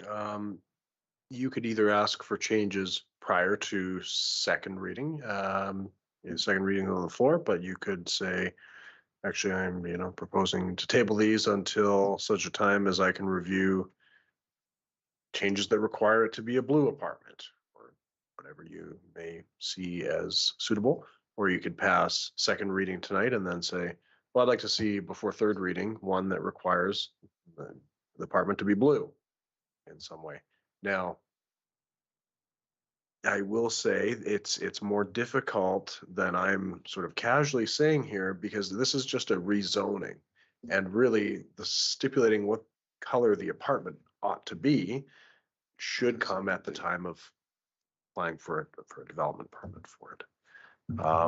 But you do have the opportunity to refuse this and go to a direct control zoning if you wanted, or to provide some specific conditions that would be included in the land use bylaw specific to this property. That would be unusual, but it is something you can do. Councillor Ross. Thank you, Mayor Creasy.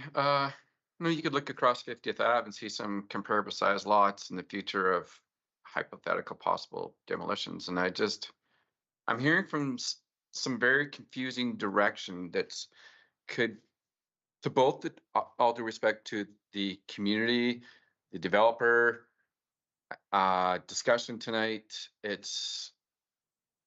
me, it's almost, we're not respecting a yes or a no, or, yeah, I think this is very confusing to everybody. I think this is very confusing direction for the developer, what this potential, what it's going forth. We have a rezoning. It should be a yes or a no, or further discussion on with this size a lot. What's the potential for this developer? Because right now I'd be confused if I were to generally say sometimes of what we're, like you say, CEO Gowdy's saying we're deciding on rezoning, yes or no. It's like to put in these conditions, that's the part of the process of NPC or what the developer brings to us. I think we're making it more complicated of hypotheticals rather than just making the decision of, second reading. So I don't know, it's just the perception I'm getting. Councillor Gullickson. Thank you, Mayor Creasy. To clarify, my point here is that I want to know what those restrictions are from DARP. This is different than any of the other projects we've had. This is within DARP's area, and there's certain restrictions on that. I want to see what those are before I'm able to make that, do the third reading. I want to know what that building will look like, potentially, and what kind of controls will go on it. Because I do believe that to have a building on that main street in that location, it's very important that it fits. And I want to see what DARP can do. Maybe they say that the building, the Rexall, was built under DARP. If that's the case, I'm not sure that's that historical in my mind. So I would like to see that. And if we can't see it, then I would have a hard time voting for this. So once again, I think we need to keep in mind that this is for redesignation. This is not for a particular structure approval or the looks of a particular structure. The planners went through several items that referred to the outline of DARP, one of which was building height. It is limited to 2.5 stories. So I believe that initially that was put forward so it wouldn't be higher than the Flatiron building, which is deemed to be a very important structure in our community. And the other one was the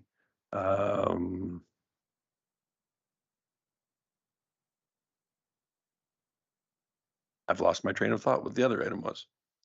My apologies. Planner Abassi, perhaps you could go through some of the items that were included or seen to be restrictive from DARP. Yeah, those items would include setbacks, exterior design, and parking location and fencing. And the developer would have some options to choose from. Those are located within the DARP document. But as Councillor Gullickson had said, there is no appendix that we have attached that shows the specific requirements that this building would have to adhere to within DARP. But general ones like this building setback or the building height, which would be limited at 2.5, and just the general setbacks and exterior design would be different for DARP as opposed to a traditional R5 with no DARP. I hope that clarifies. Thank you. But in fact, DARP does have restrictions for the appearances of buildings as well, just not at the time of lot designation. Director Thompson.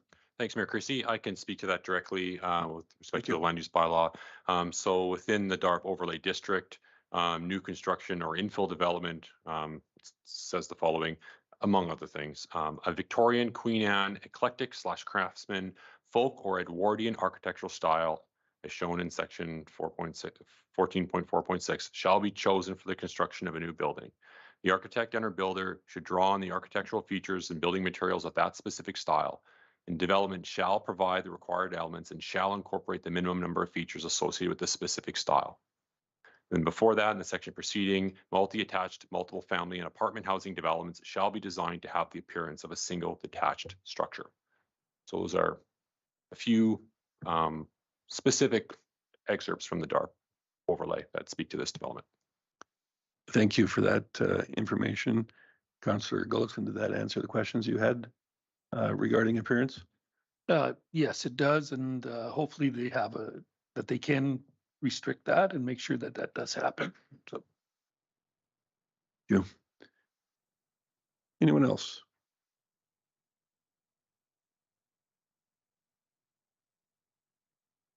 Senator Hackett? Thank you, Mayor Creasy. I just wanted to clarify for council that in the R5, an apartment is a permitted use. And so if this were, this amendment were to go through, an apartment would be permitted on this property unless there was a variance. So if they were requesting a variance to parking or to the DARP overlay, then that variance would become discretionary. But once the zoning's in place, the city would be obligated, if it met all of the other requirements, to issue a permit. Right. And I was just going to say, for clarification, that does not circumvent the requirements of DARP. Absolutely correct. Way, shape, or form. Okay. Councillor Hibbs. Thank you, Mayor Creasy. Just one question as to what Director Thompson read out there. It talks about elements of Queen Anne style, or elements of. It doesn't mean that we're building a reproduction of that. So I just want everybody else to be picking up on that too. So that just means design features sort of hearken to an era, but they're not meant to be, you know, a complete rebuild that it would fool you into thinking, oh, that's a Queen Anne, you know. So I just think that's important when we're talking about this. Yeah, that's. Councillor Connick. Thank you, Mayor Creasy. I would be prepared to support it at the moment, but I would not be prepared to do a third reading on that. I want to see what we can do or tackle or suggest as far as the alley goes. That's all I have to say on that right now. Thank you. Does anyone have anything additional with respect to second reading? 400.52. I'm sorry, 400.50. Seeing none, I don't think anyone needs to have it read back before us, unless I'm mistaken. One final opportunity to speak. Very good. Please go ahead and vote.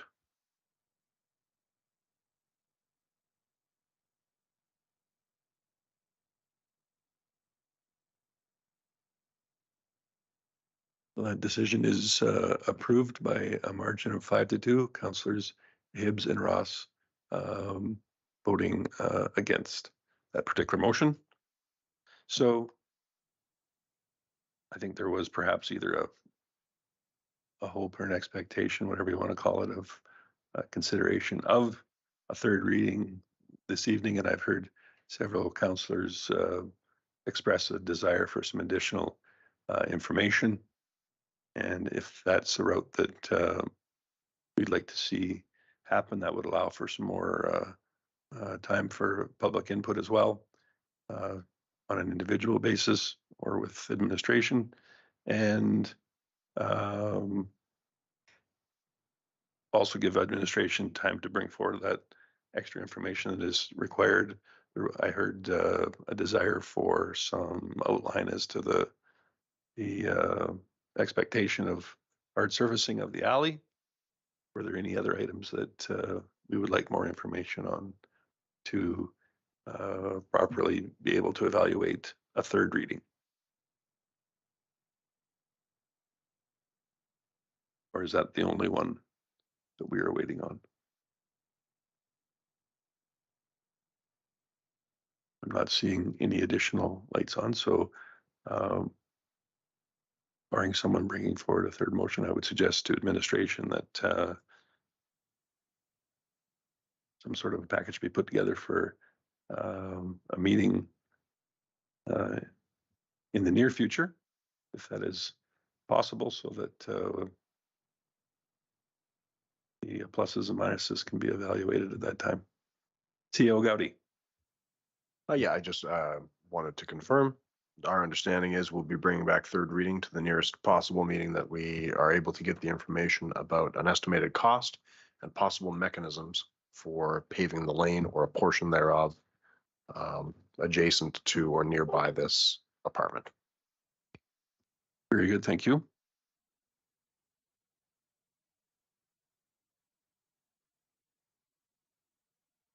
And I think with that item taken care of for now, I think we'll move on to item 6.5, the capital budget, and ask that Senior Manager McKinnon take us through that item, please. Thank you, Mayor Creasy. Tonight, I present the 2024 revised capital budget for your consideration. Initially, there were 22 projects in the first draft presented on October 23rd, but following the budget workshop on October 30th, 2 projects were eliminated. The airport parking lot for $180,000 and the Kinsman Aquatic Center water slide, $500,000 project has been canceled, including the prior approval of $500,000. The revised 2024 budget now includes 20 projects detailed in the report. The total estimated expenditures is $9.34 million, funded by $3.35 million funded by grants, $4.67 million from reserve withdrawals, $870,000 from debentures, and $450,000 from other contributions. One notable addition to tonight's decision is a motion to approve additional paving for C&E Trail in the 2024 Capital Works program. The current project covers a section north of Henner's Pond, prioritized by the city's asset management system. Although the stretch of from the roundabout to north of Henner's Pond is not as urgent, council could consider directing administration to include it now for an extra $450,000 to be funded from the roads reserve. This involves rehabilitating the existing asphalt without any road widening. I welcome any questions or feedback from council on the proposed 2024 capital budget. Thank you. Thank you. Councillor Connick. Thank you, Mayor Creasy. So the approximately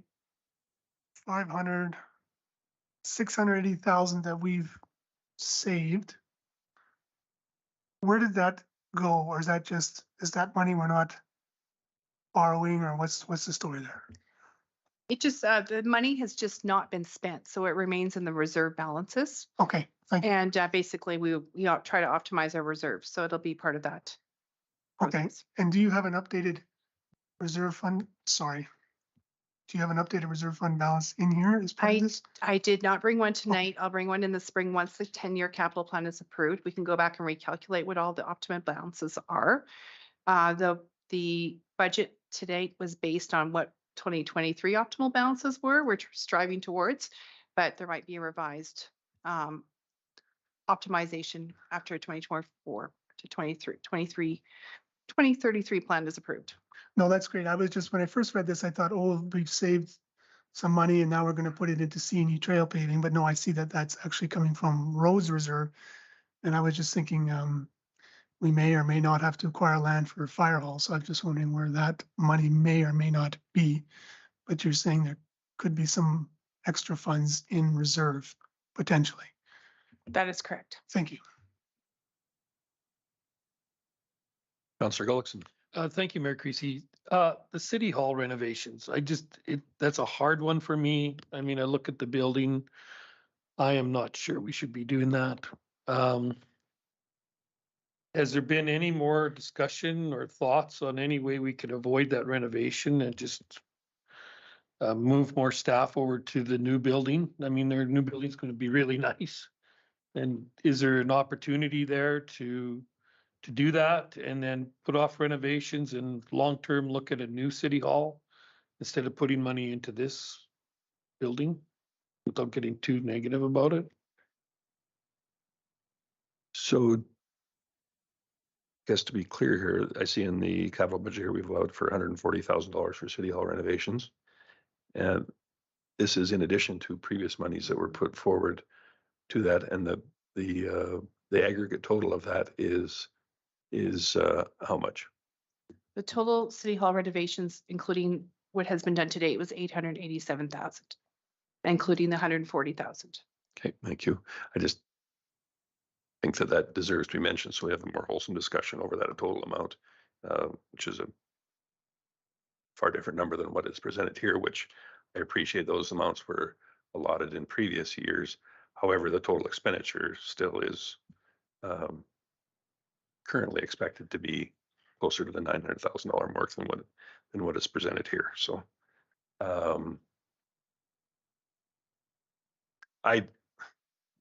as we know from our previous or in deliberations rather, I do struggle with this, not solely because I think that renovations to that area are a waste of money or some staff are or are not deserving it. That is not it at all. I think that it's a timing issue for me right now. And while someone may say, oh, sure, it's always easy to kick the can down the road and worry about it next year. But given that we've got, it's a $10 million project underway that is going to have some extra space, as was alluded to by Councillor Gullickson, I'm just wondering if we aren't getting a little too aggressive on the timing of this one. Perhaps we should wait until after that building has been implemented. One of the reasons for that is I think it's going to be an extremely burdensome time for our IT department, and then for them to undergo all of the changeover in the new building and then be expected to handle this and another location of basically unknown at this time in order to house them. I just think it's too much too fast for extremely marginal gain. In a best case scenario was outlined to us that we have an expectation of perhaps one more workstation that would be seen through this development, or possibly two. Is that correct? I believe it's 3 or 4, but unfortunately, Director Piché isn't here to provide the exact number, but it is a handful or less. Okay, very good. So that certainly sounds a lot better than 1 or 2, which I was under the impression that it was. However, I'm just not necessarily sure that the bang for our buck for close to $1 million, 887 or whatever, big number, is worth it at this point in time until we see how the other location with the operations center works out, when we will have some extra space for a period of time that would make a transition far easier than what it currently is. And I guess the other factor would be that my hopes that we would have some additional interest in contractor choice at that time, because it was very limited the last go around and resulted in some extremely larger numbers than what was being anticipated, a large portion of which was accommodating staff over the period of construction. So that's my reasoning for it. I'm all for keeping our city hall up to a reasonable standard. However, I do not think that we have fallen tremendously behind that currently. And when we've got other options that would postpone it, I'm hoping at hopefully a somewhat reduced price, but at a far less troublesome one for our staff to transition into, as well is perhaps a bigger concern. So I would like to see us perhaps remove it from the budget for this period in any event. Councillor Hoekstra. Thanks, Mayor Creasy. As you know, I support the renovations very, very much, but I actually do understand that reasoning to first see what the new building looks like and how it can accommodate staff. I would be in support of that. But my question was more regarding the CNE trail paving. Remind me why we didn't discuss that at the workshop and that it's being introduced now, or did we discuss it at the workshop and Cora has bad memory? Like, what's happening here? So it was discussed at the workshop. The rationale behind this portion not being included was that it did not meet the threshold under the asset management program. The rationale presented for including it is that it will seem counterintuitive that there's a paved section, a gap, and a paved section. And so we had brought it back as an option.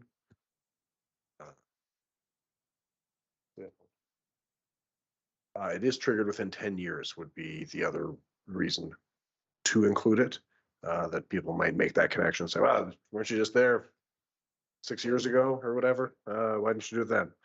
And so that's about 450,000 by our estimate. Thank you. Councillor Ross? Thank you, Mayor Creasy. I've heard a lot of positives with our road construction we did this year. Some great reviews, but some comments people see our public works building go up is quite a common question is what are we going to do with the old public works building and all this land that I think I told it one time the total land is 17 acres. I personally like to see us wait for the renovations at least for one more year to see what our public works building finishes out at capacities.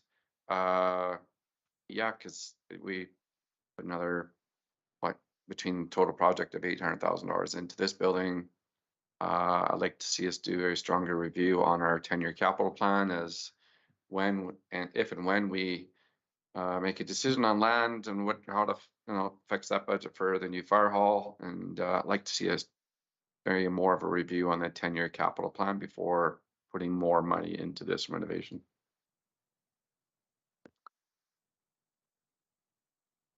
Councillor Dallas? Thank you, Mayor Casey. I guess in regards to the renovations, I was in support of them because we didn't have a long-term replacement option for this building, and it didn't seem like there was much appetite in the near future to add it. The other concern I have with that is it's not free to move people over to the other building. There will be cost to develop that area on the second floor. So that was just a temporary cost to throw at a new building that may have to be changed in the future as well. In regards to the paving, yeah, I guess using the reserves is acceptable with me, and it will still leave our reserve in a suitable position. And it seems like it does make sense to do it now, especially if we will be doing it in the next 10 years as well. So I support the C&E paving. Thank you. Councillor Koenig? Thank you, Mayor Christie. So as far as the renovations go, so I'm just reading the memo here. So we've got 250 that's been set aside already, and then 312. The 140 we're putting aside for this year is strictly for an accommodation strategy, correct? No, I think that is actually a bit of a miscommunication. The 140 is related to the additional costs received for the bids. When the bids came in, they did include accommodation, and they were on average about 120,000 higher than your previous budget. There is an additional 100, I think, and 10,000, 100,000 in the operating budget that is related to the accommodation. So now, I was just talking with Senior Manager McKinnon. I also think it's important to remember that of the approximately, let's call it $1 million, 250,000 of that is sunk costs related to upgrading this room, the lunchroom downstairs, and some other general refinishing here, washroom and such. So that money is really not part of this project, but the total cost that you're being asked to approve related to additional costs for this project is actually 240,000 split 140 between the capital budget and 100 between in the operating budget. Thank you. That helps me immensely. So if you're doing those numbers, then the total is 800,000. Just not including what we've done, but just to do what we want to do over there. 750. Approximately. I don't have it right, but yes, about that. Thank you. Okay, so thank you for that. Again, I'm still in favor of doing the renovations. I'm not opposed to the idea of waiting a year. I'm under no illusions. We're not moving anybody from this building to that public works building. I don't see it happening. I shouldn't say that. I had asked actually Director Thompson if he was actually going to relocate over there. And I believe he had said no, because that's the only position, in my opinion, to be quite frank, that could possibly go from what's here now to that building, my opinion. So I could see how it could help that second floor could be utilized when we do the renos, so then we can move some people over there and they can work there until the renos are done and then move them back. Sure, I could see that. And so in that respect, I don't have a problem delaying it for a year, but bottom line, again, it is not, we're going to approve our 10-year capital plan as well, and the new city hall is nowhere to be found. Dare I say it's not in the 15-year window. So I strongly support it. I don't mind the idea of maybe waiting a year so that can help us use the second floor just as a temporary measure, but I'm under no illusions that I don't suspect anybody that's in this building now will actually end up over there, because it doesn't make sense, to be honest, other than people directly related to Public Works, which might be Director Thompson and maybe one other person. But again, my opinion. Thank you. Thank you, Councillor Connick. And so perhaps there was some misunderstanding. So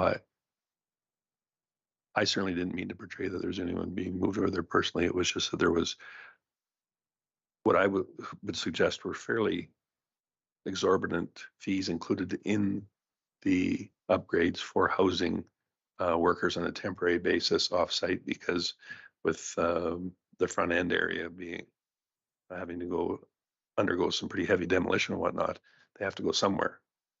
And it was only for a temporary basis, not expected to be a permanent thing. That would be more of a administrative decision, if in fact that were to happen for any individuals or an entire department. But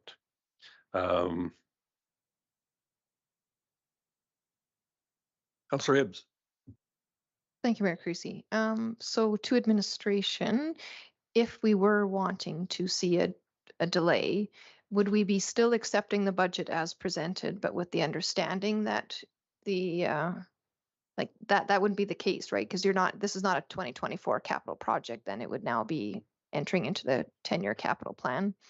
So if we were entertaining the idea of postponing it, this capital budget would have to be amended. Is that correct? Okay. Yes.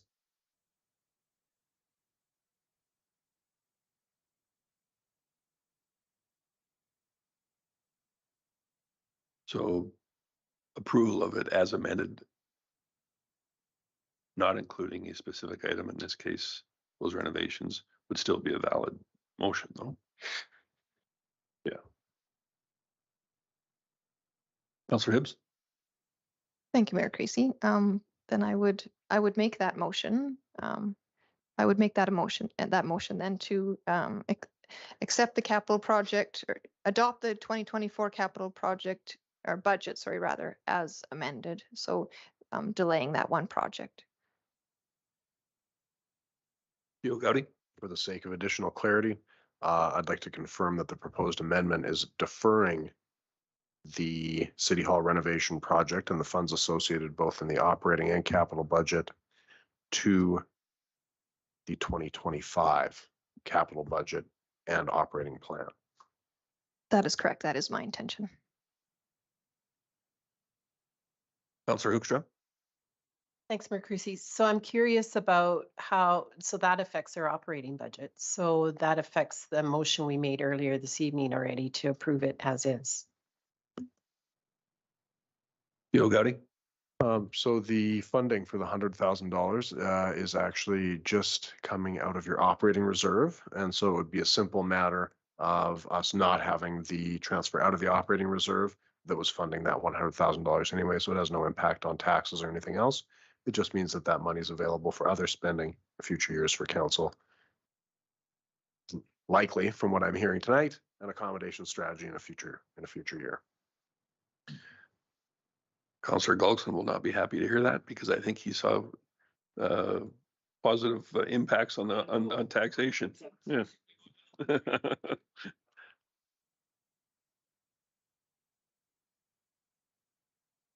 Does anyone have anything additional before we consider the motion before us? Councillor Hoekstra. Sorry, Mayor Creasy. Just as an added, did we have to highlight that CNE addition trail paving? I'm trying to find the, Yeah, no problem. You go ahead and look for it. oh, it just says. CO Gowdy. Yes, so that was going to be my comment as well, that just to confirm and be very clear, your proposed amendment is for the deferral of the City Hall renovation project. It does not address the CNE Trail additional paving, which would therefore not be included in the 2024 capital budget, if I'm correctly understanding your motion. Or, yeah, so it is not part of my motion. I am on purpose not including that in my motion. I don't support that additional expenditure. So mine is simply that first, 1A, but as amended with the deferral of the one project that we discussed.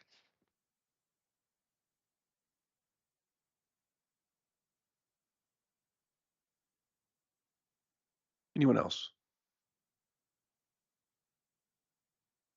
All right, we do have a motion before us then. And I would ask Legislative Coordinator Bellabono to read it back to us, please. The motion on the floor by Councillor Hibbs is that council accepts the 2024 capital budget as amended. Thank you. Did that give time to enter that in? Wonderful. What a team. Please go ahead and vote.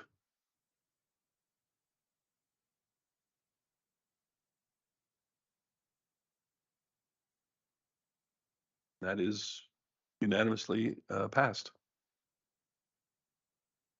Thank you.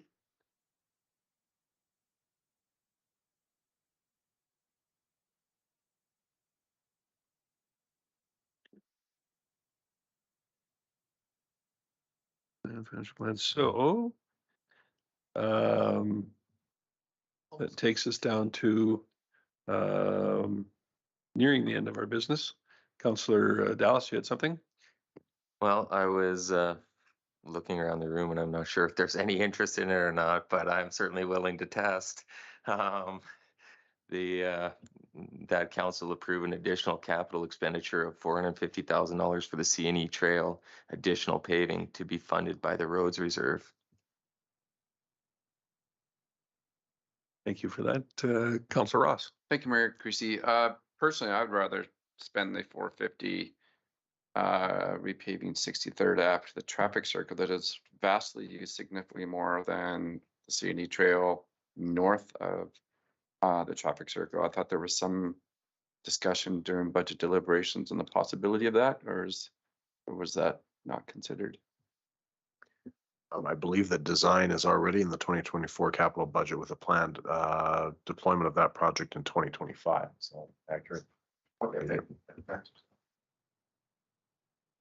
Councillor Hoekstra. Thanks, Mayor Creasy.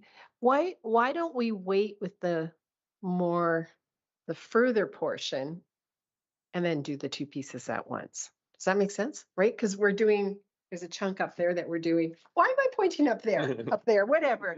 Like, I guess I'm curious why we're talking about triggers, but yet why do we have to respond to that trigger of that more northern portion? And let's just do the whole strip at once. I think you're going to have Director Thompson tell you that because that road portion that's being considered now is in the most dire need. So therefore it needs to be done at this particular time, but I look forward to the answer. Thanks for the opportunity to respond to that. The answer is that section is, say, closer to being the optimum time when that should be repaved. And delay means the road will continue to deteriorate and may fall out of that optimum time into a category that is no longer eligible for repaving, requiring a more expensive road rebuild, in which case it would be deprioritized in favor of other projects that are closer to their optimum time for repaving. So it's the right time per our strategy and our asset management road plan.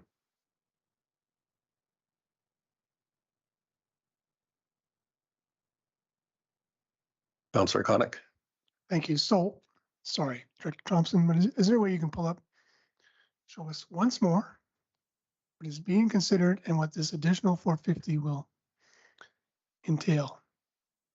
I'm just trying to visualize it one more time.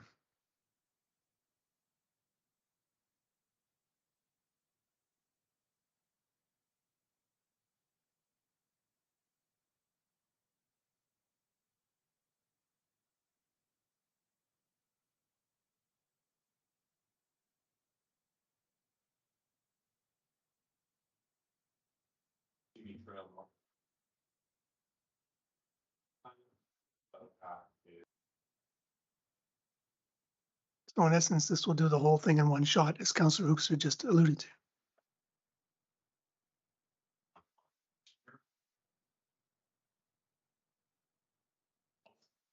Thank you. Thank you. So when we say the whole thing, though, let's be realistic. This is, thank you. Exactly. Councillor Hibbs. Thank you, Mayor Creasy. I already alluded to the fact that I don't support this, but I just guess I want to reiterate why that would be. Like these are big dollars, and we are trying so hard to play catch up with this 1%, and you know the property owners in this community are now having to fund that year after year after year, and I don't think that we need to make a decision on this just because it doesn't look as nice or like it doesn't seem as critical to me. I honestly think that we need to be saving these dollars for the projects that really matter, that are identified by the asset management program that we all bought into, and we should allow that project or that program, I mean, to work at its optimal. And by overriding it in this situation, I feel like it's not the right decision. All of you are going to make your decision tonight, but I definitely would speak against hyperdriving this one earlier than it needs to be done.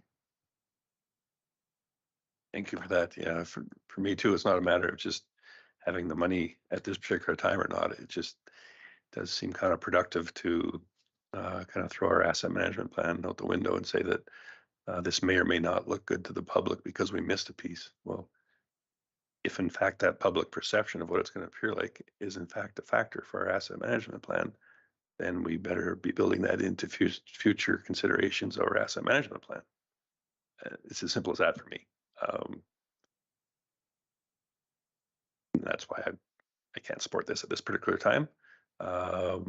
Just out of curiosity for that portion, if in fact it were jumped over as is the current plan, it is slated to be, that infill portion is slated to be repaved at what year? It's within 10 years. I want to say in 29 or 28 is when it's currently scheduled. Thank you. Councillor Ross. Thank you, Mayor Creasy. I guess my question is there other areas downtown that we've really focused on downtown infrastructure pertaining to water loss? Is there other areas downtown that we should be prioritizing then that gives that perception that we can continue with positive reviews that, okay, if, for example, 51st Ave in one part, you see more tar than you do pavement. And kind of like almost like, is that a area that could be focused on trying to address our water losses if we keep just increasing our water rates to accommodate the loss? Like that we could be doing more responsible diligence in that way, that you could take that same $500,000 downtown to say publicly, we are addressing this for this reason to save our our user rates. CEO Gowdy.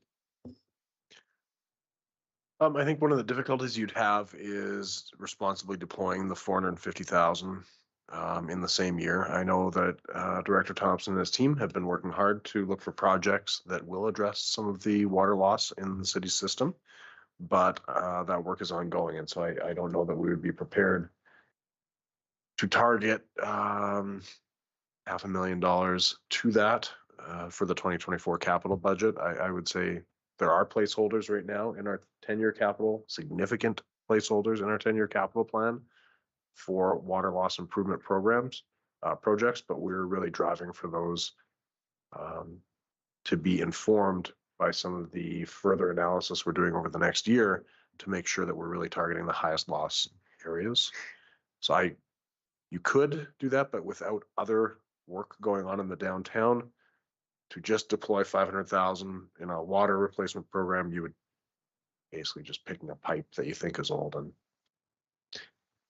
saying that's the one to do, which I I don't think is the most responsible way for the city of Macomb.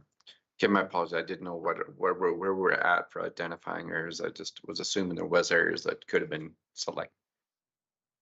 And a fair enough comment. It seems like a lot of these large infrastructure issues are expedited with more money.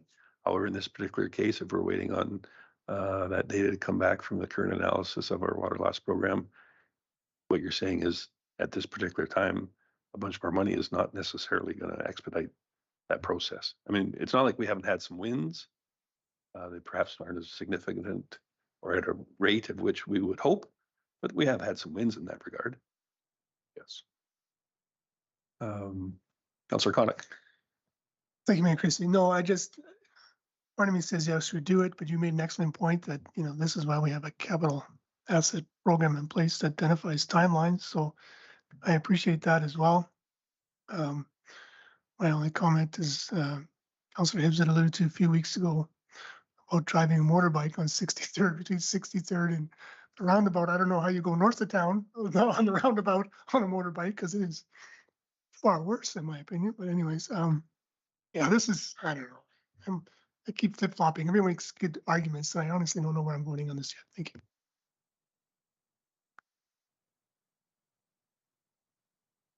CEO Gowdy, did you have something else or? I'm sorry. No, no problem, not a problem. So yeah, I mean, certainly interesting enough discussion. Does anybody have anything additional to contribute or ask? Councillor Ross?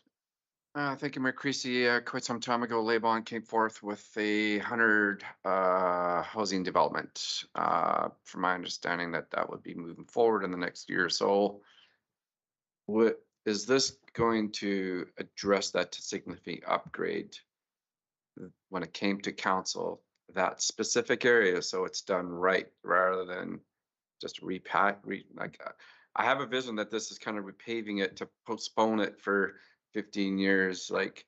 So if you were to take, for example, an effect where Laban was proposing another 100 lots and extend that north of the traffic circle, should that be completely done right? Like if there's possibly utilities, does it affect utilities and so forth?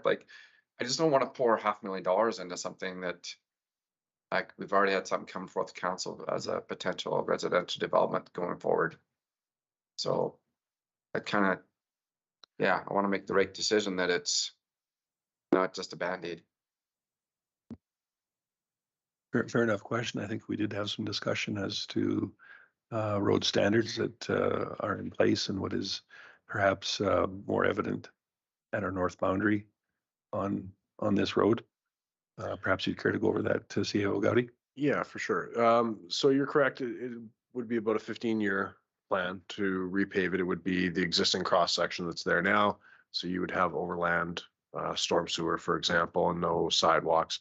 What you're describing is an upgrade of C&E Trail road widening, bringing it to an urban standard. That is an arterial roadway project that's identified in your offsite levy bylaw. So the city is collecting funds for it, not a lot to this point. And if I recall, that project is identified for between 14 and 18 million dollars for that upgrade section. So you're right. It would be nice to plan for that ultimate cross section and make sure that all the work is happening with that in mind. But the scale of the projects is just so different that really you're talking about a 5% of the overall cost for the proper road widening and expansion. And that's not within your 10-year capital plan, or I would say even your 10-year capital capacity, unless there's a lot of development that happens in that area over the next 5 or 10 years. I don't see that widening happening in that horizon. And that is why that is one of the items that has been included on the offsite levy program for that area, is it not? Any additional questions or concerns? Been long enough now, Coordinator Bellabona, we better have the motion read back to us. Yes, Mayor Creasy, the motion on the floor by Councillor Dallas is that council approve an additional capital expenditure of 450,000 for C&E Trail additional paving to be funded by the Roads Reserve. Thank you for that. Does anyone have any additional comments? Please go ahead and vote.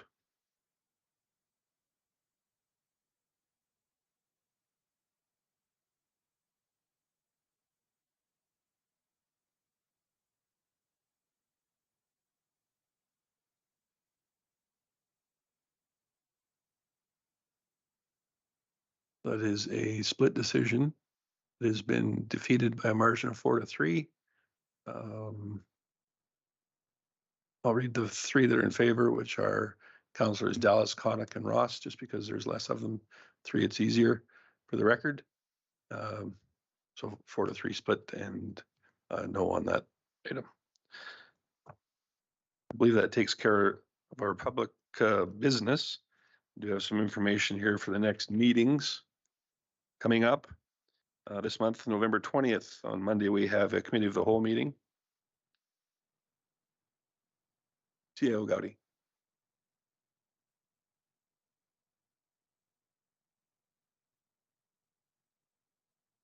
Amendment to include that $140,000 from 2024. Yeah, we've decided not to do the capital plan any longer. Yeah, thank you for that. Very, very good. So I will come back to that once I finish with the meetings now that I've started. So Monday, the November 20th, the committee of the whole meeting here in Chambers at 5:30. Then at the end of the month, on the 27th of November, a regular council meeting, same time and place. And then on Monday, December already, the 11th is the regular council meeting here at 5:30 as well. My apologies for glossing over the 2024 to 2033 capital plan. Senior Manager McKinnon, the floor is yours. Mayor Creasy and Council, I'm honored to present the 2024 to 2033 capital plan for the city of Lacombe. The capital plan serves as an outline for the future capital needs based on council priorities and infrastructure maintenance. The first year, 2024, focuses on authorizing capital expenditures, while the subsequent 9 years, 2025 to 2033, are for planning purposes only, not authorizations for expenditures. The total estimated capital expenditures for the 2024 to 2033 capital plan revised tonight is just under 80 million, indicating a reduction of 820,000 from the initial draft presented on October 23rd. Decisions made during the October 30th budget refined the plan further. Notably, projects related to the water slide and the airport paving were removed, and the pedestrian trail from the Midway development was postponed a year, shifting from 2025 to 2026 to 2026, 2027. And then tonight, the City Hall renovations additional funding was excluded. Details of the projects by division can be found in Appendix 1, and the breakdown of capital expenses by year is illustrated in Appendix 2. Appendix 3 outlines the potential funding sources for the revised plan, totaling debentures 8.6 million, grants 22.18 million, reserve withdrawals just now under 45 million, and outside sources 4.1 million. Major projects within the plan include the fire station building, the fire ladder truck, roads renewal program, and new water reservoir with Pump House B decommissioning. Debt financing is a key capital funding source, as detailed in Appendix 4, projecting tax rate increases due to additional borrowing from 2024 to 2033. Appendix 5 also shows a 10-year debt servicing projection breakdown by tax-supported, utility-supported, and off-site supported financing. Our capital plan rests on varied outlined assumptions detailed in the report. I'm ready to address any questions or concerns you have about the proposed 2024 to 2033 capital plan. Thank you. Thank you. So the one that Council has alluded to, and I guess I'd just like to know how we could go about including City Hall in our future plans. I know it's not going to be easy, and there's a lot of number juggling that goes on with administration to make things work out for a long-range plan. As with all of our decisions, it's not going to get easier in the future, and we need to have it at least being included so that people can understand the consequences of other capital investments and the effects that they have. Because if we don't get it on the plan here, it's going to roll down the road until this place is well beyond reasonable use. And I don't think anybody wants to be in that position. So we need to start putting forward a plan or setting some money aside specifically for a new city hall, given that from most people I talk to know that it's not going to happen even perhaps in the next decade. But it's not going to be too much longer than that. And that time goes by far quicker than any of us would like to admit. So we've got to come up with a plan to get started, painful as it is. Councillor Hoekstra. Thanks, Mayor Creasy. I just had the question around that 140. You said it's excluded, so it's not postponed a year, like it's not just pushed into 2025? We can bring back a revised plan next year, includes the 140 in the 2025 budget. We can definitely move the numbers around tonight, but the plan is not getting approved tonight. It's just accepted in principle. So it's not a fine detail we need to sort out. Thank you. Councillor Ross. Thank you, Mayor. Mayor Creasy, I echo your comments pertaining to City Hall. Even if there was a selected of land or, land swapping or options, and don't have to build it, but you could secure land. It's just hypothetical, but I echo Mayor Creasy pertaining to the concerns of City Hall. If it's not put in the plan, it will never get done. So I would strongly support that. Anyways, I'll make the motion that council accepts the 2024 to 2033 capital plan report as information. Councillor Connick. I can increase it. And as far as the fire hall land selection, just remind me, you're bringing something back next meeting or December? Before the end of the year, I guess is what I'm trying. I believe November 20th is the planned committee meeting for that very topic. Is there some? Okay, very good. Okay. Oh, sorry. Councillor Gullickson. Sorry, Mayor Creasy, pointing at you. So how do we add that City Hall to this? I think that we don't have to do that this evening. However, with the expectation that administrative makes some allowances for that, I expect that to be forthcoming in the not too distant future.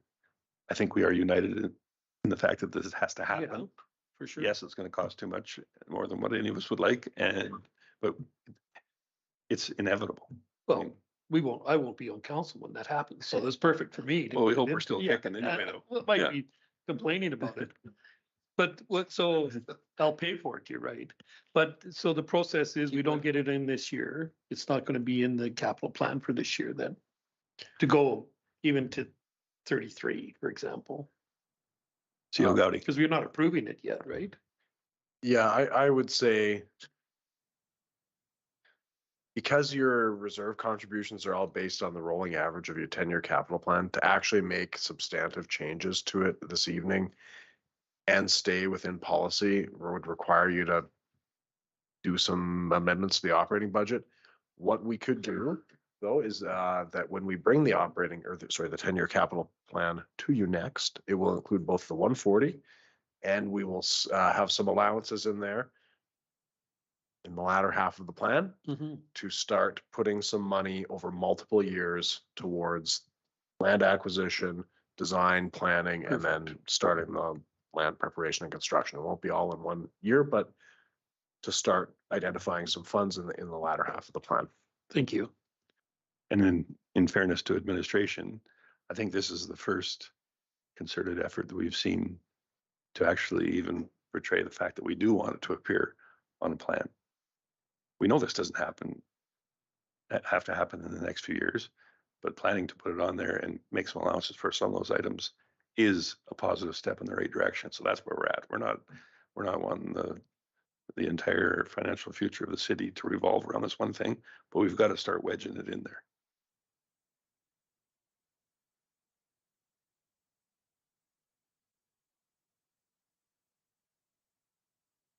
And I forgot who made the motion. Councillor Ross? Thank you. Does anyone require to be read back for a long-term capital? Very good. Not seeing any additional lights on, so please go ahead and vote.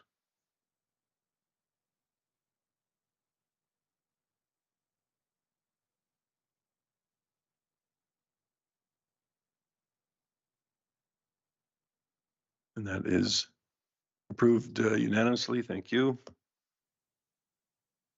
And we do have two in-camera items. One being the CAO's monthly update and the other one a land item.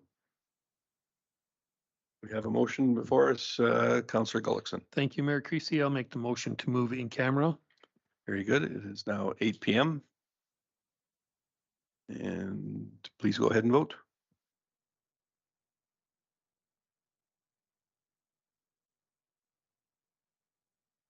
All right, that is unanimously in favor as well. And it is, as I said, 8 p.m. Let's take a short recess. We've been at it for 3 or 2.5 hours and return here at 8:10.